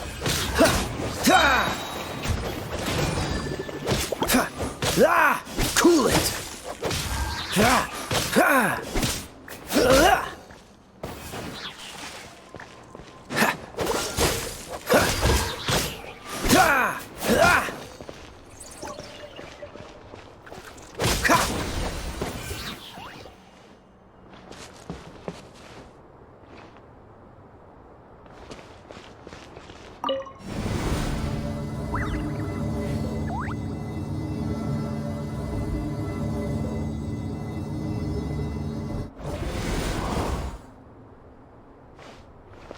What's the hurry? This moment will be frozen in time. Rain outlines your fate. Freeze! Come a little closer. Cool it!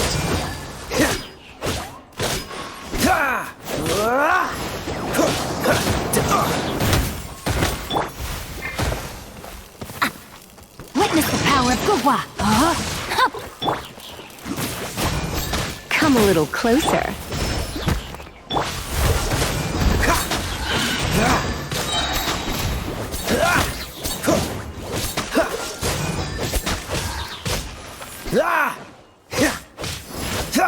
Don't push your luck.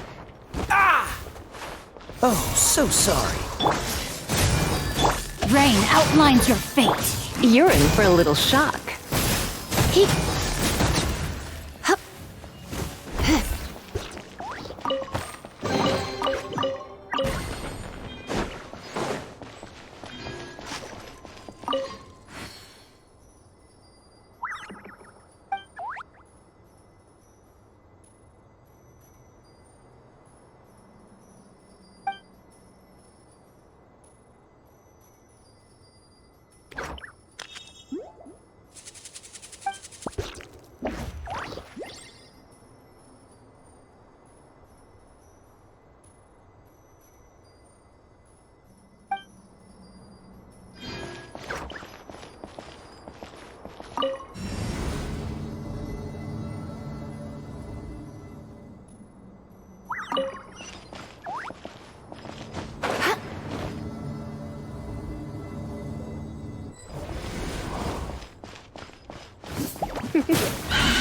Boba, get them! Hey, Cool it! Don't push your luck. Let's spark things up a little. Dodge this!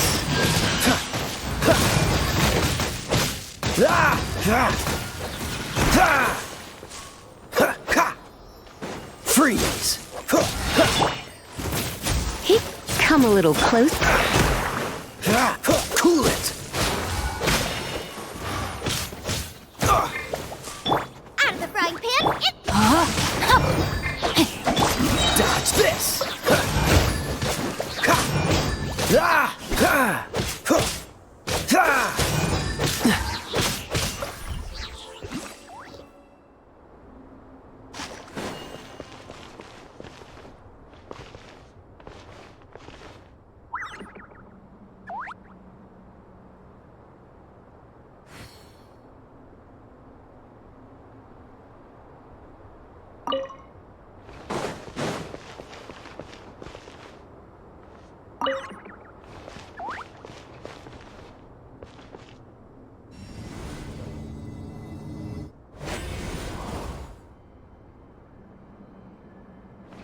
What's the...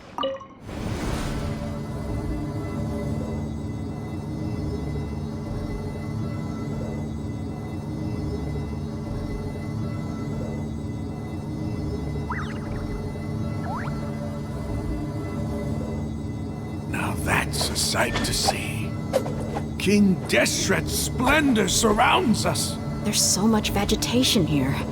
It's different than what I expected. Sure are a lot of plants for a desert.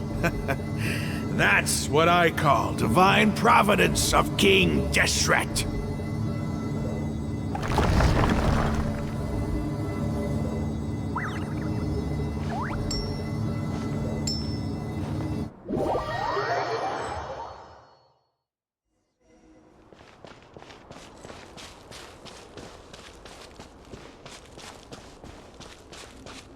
It's getting brighter. Oh, it looks so beautiful.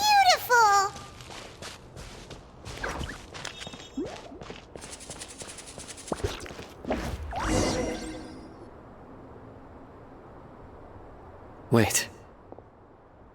What's that?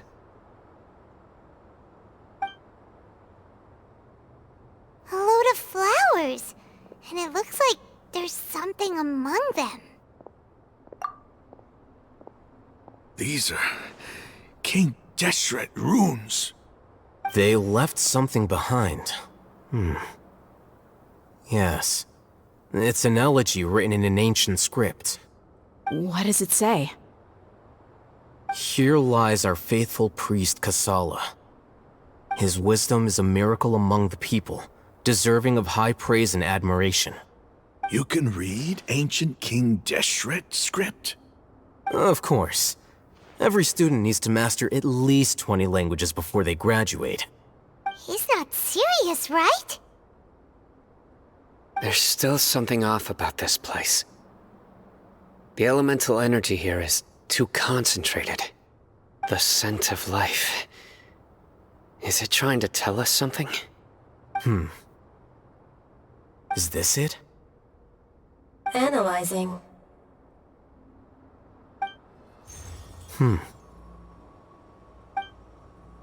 There seems to be a hidden message among these skeletal remains. Excellent. There's a device from King Deshret's civilization in this gravesite. I'll transmit the information over and project it for everyone to see. Isn't sharing knowledge against the Academia's rules? Yes. However, under the circumstances, I'd prefer you to see this for yourself. You'll understand after watching it.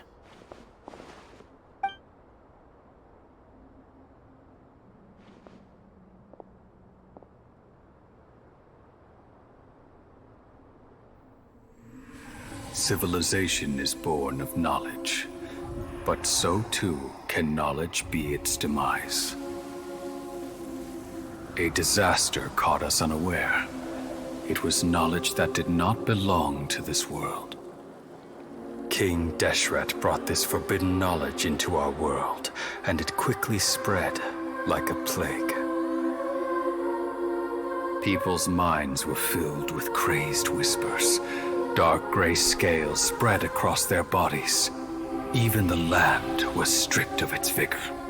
Only a desperate, deathly silence remained.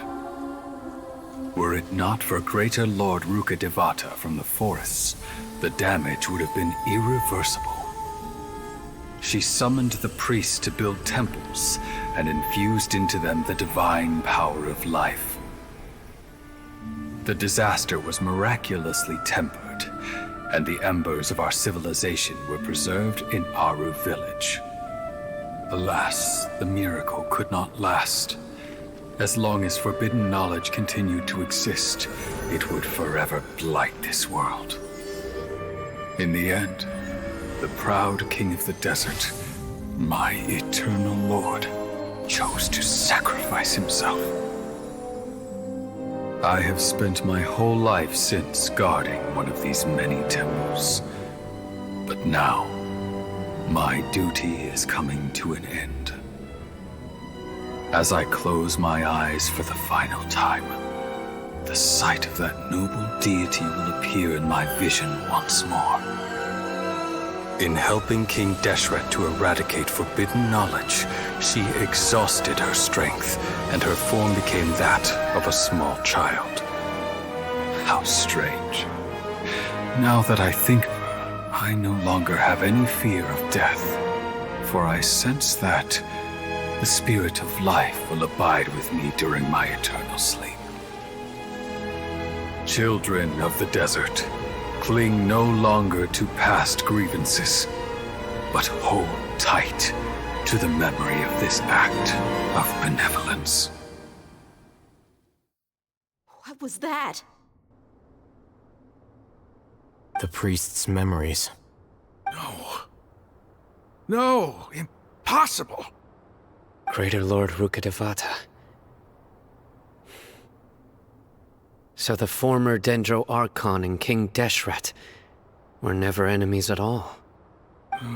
But this doesn't make any sense. The Dendro Archon's followers, they're clearly... Was that the former Dendro Archon? She became so tiny in the end.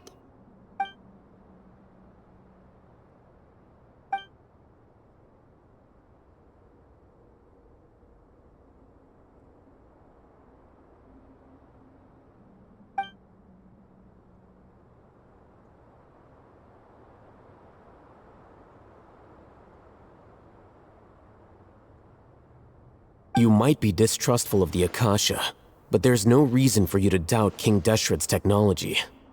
You've just witnessed his priest's last words. I've never heard about any of this before. The surviving followers of King Deshret all gathered in Aru village. Our god did not make mistakes. We refuse to believe any of the rumors. King Deshret's death, the all but total annihilation of our civilization, it was all Greater Lord Rukkhadevata's doing. We saw her as nothing more than a traitor, who stabbed us in the back in our moment of crisis. Just like us humans, fighting, feuding, double-crossing each other to survive in the desert. You were blinded by your prejudice.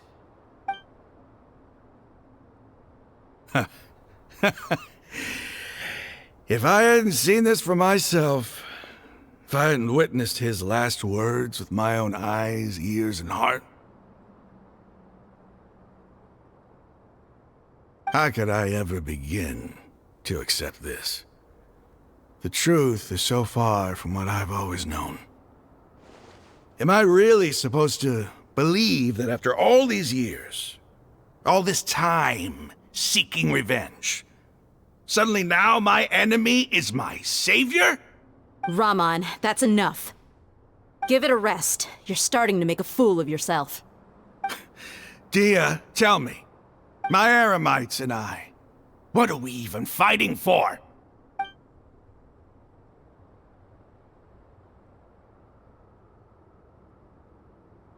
Hey, how you doing?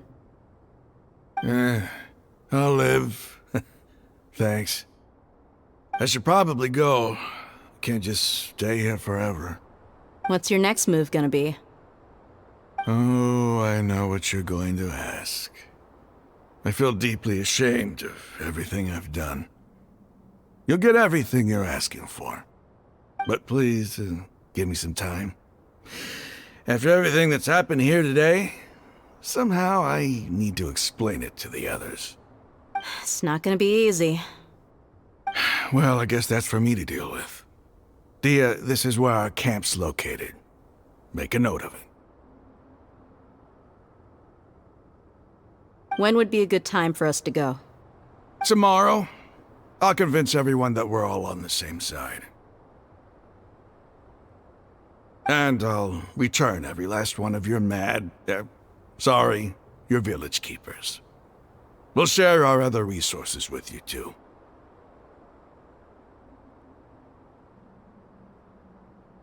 You seem to finally understand that our true enemy is the sages. Yes. The gods never gave up on anyone. It's the people responsible for all this that need to face the consequences of their actions. That must have been rough, but he seems to have figured things out now. Raman's no fool. Being the leader of your own faction in the desert is no easy feat. It's too bad he was held back by his belief in King Deshret. But now that that's changed, I guess we have a few more people on our side. The outcome, at least, is favorable. We should get going too. Let's head back, have a proper meal, and a nice, long sleep. We'll need all our energy tomorrow.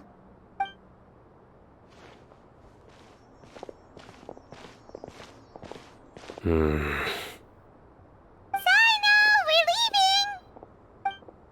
Stop yelling.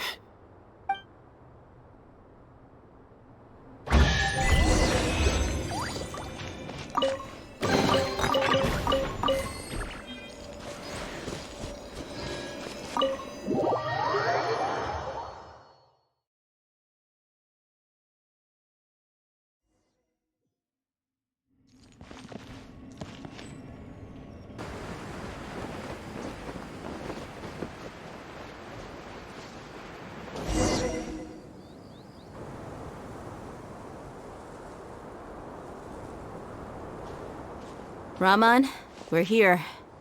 Everything's been arranged. Someone will bring the village keepers back to Aru village shortly. I guess all I can say now is, thanks for agreeing to help. Don't mention it. I think we can both agree you went to hell and back for it. But we share a common cause now. From here on out, we're allies. Where are the perpetrators? I'll bring you to them. Follow me.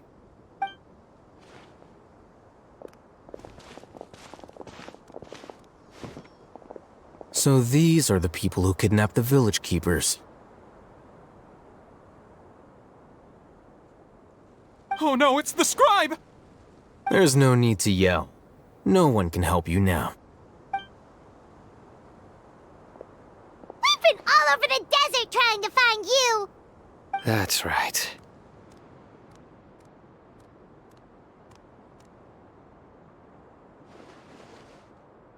General Mahamatra? No, no! Make it quick, please! Swift and painless! Whoa. The moment they set eyes on Sino, they turned pale like they've seen a ghost! You should have known that I would be coming for you. Wait, we were just following orders. You know what I'm talking about, right? There's no way we could have done all this by ourselves. No, not Sino. He's gonna tear us limb from limb. I could do worse. Please have mercy. Start talking. Otherwise, I'll have to resort to other methods.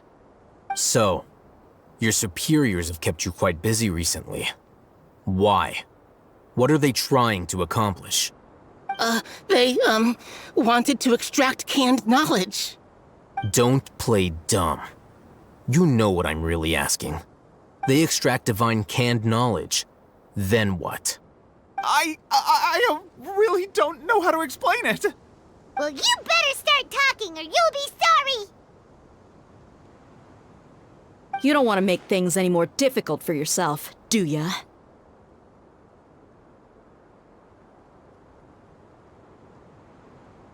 Be my guest.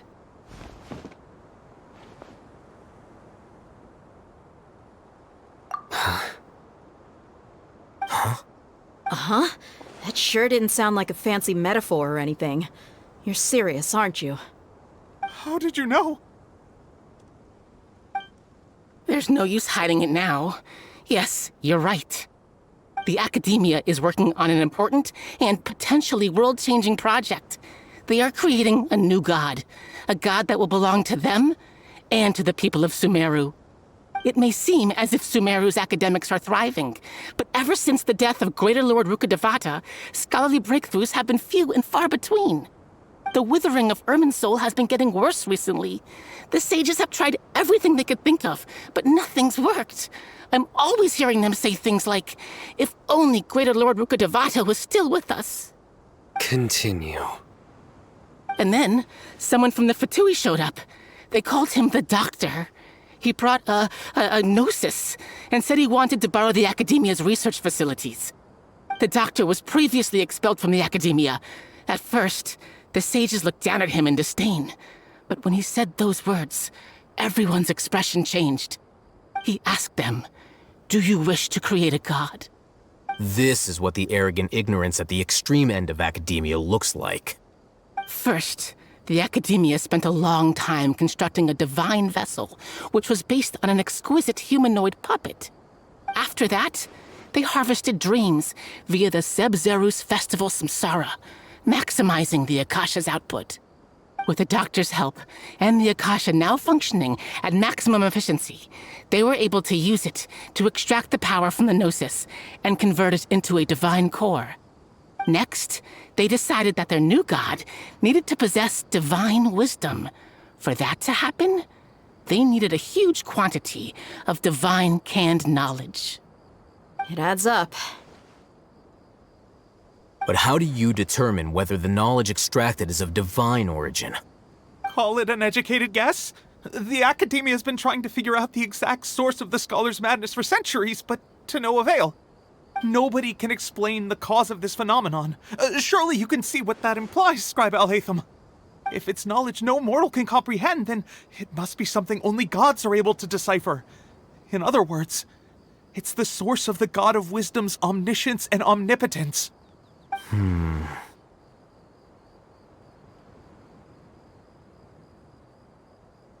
You must have noticed by now. The Academia doesn't care about who their god is. It's the ability to exercise control over knowledge and wisdom that matters. It is as if they are cursed with a desire for omniscience and omnipotence that burns in their blood.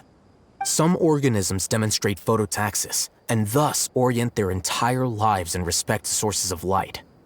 For the sages, their only source of hope is the existence of a deity who embodies the acme of wisdom. This is but a form of phototaxis.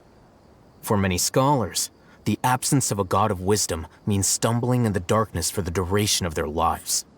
Then what does Lesser Lord Kusanali mean to you? Is she not a true god present in this world? If you already have a new god, why try to create another one? From the beginning, the Academia has never treated her as a god. When the Academia first discovered Lesser Lord Kusanali, the newborn god of wisdom, the sages hoped that she would be as wise as Greater Lord Rukkhadevata. But upon evaluation, they found that at the time she possessed no more intelligence than any ordinary human child. The sages never had a ruder awakening. This forced them to accept that Greater Lord Rukkhadevata had indeed passed away.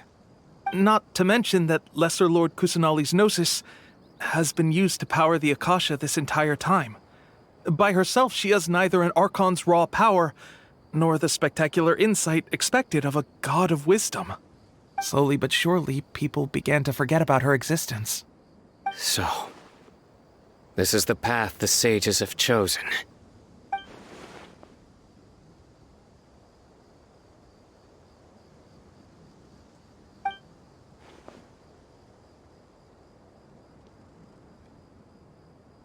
All right, let's try to keep our cool. If everyone's in a bad mood, then let's change up our scenery. Raman, give me a few men to help us escort the village keepers back to the village. And these two scholars, they're coming too.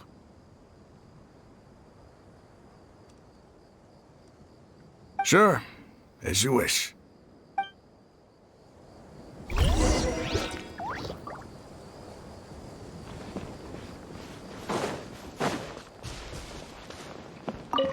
What's the hurry?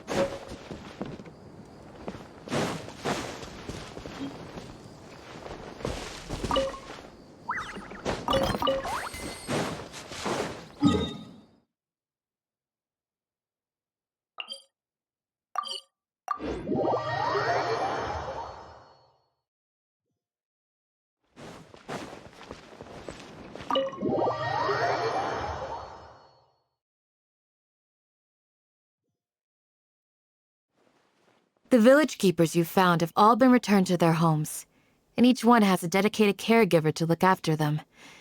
The two new scholars are being kept under close supervision, too. Really great work, everyone. The atmosphere is so heavy.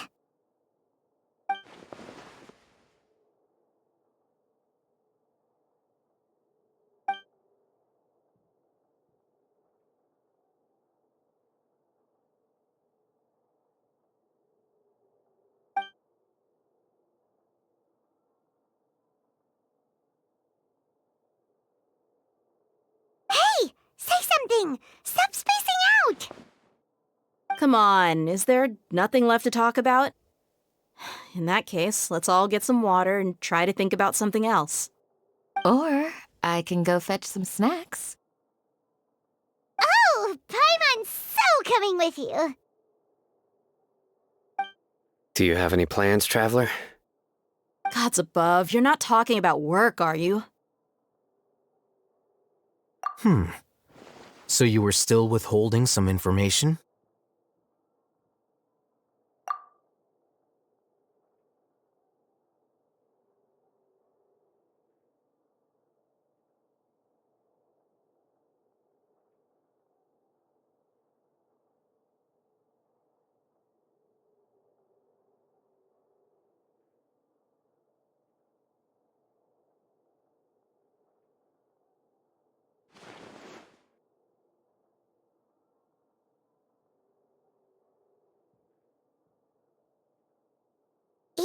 we lived through all of this firsthand, it still feels super surreal to hear you talk about it again. What a whirlwind of a story. I felt like I was holding my breath the whole time. It seems like there'll be more issues to face in the days ahead than I had anticipated. Still, now's a good time to make our next move. Now that Ramon's joined us, we'll be an even stronger team. It's time to make a plan. Indeed. These events are a flagrant transgression of the rules in every sense. We cannot allow it to continue. So, everyone, are we on the same page? Crush the sages and rescue our god. That is our ultimate goal. Well, let's brainstorm a little more about what other resources we can draw on. The next time we gather here, we must have a solid plan. Yep, it'll work out for sure.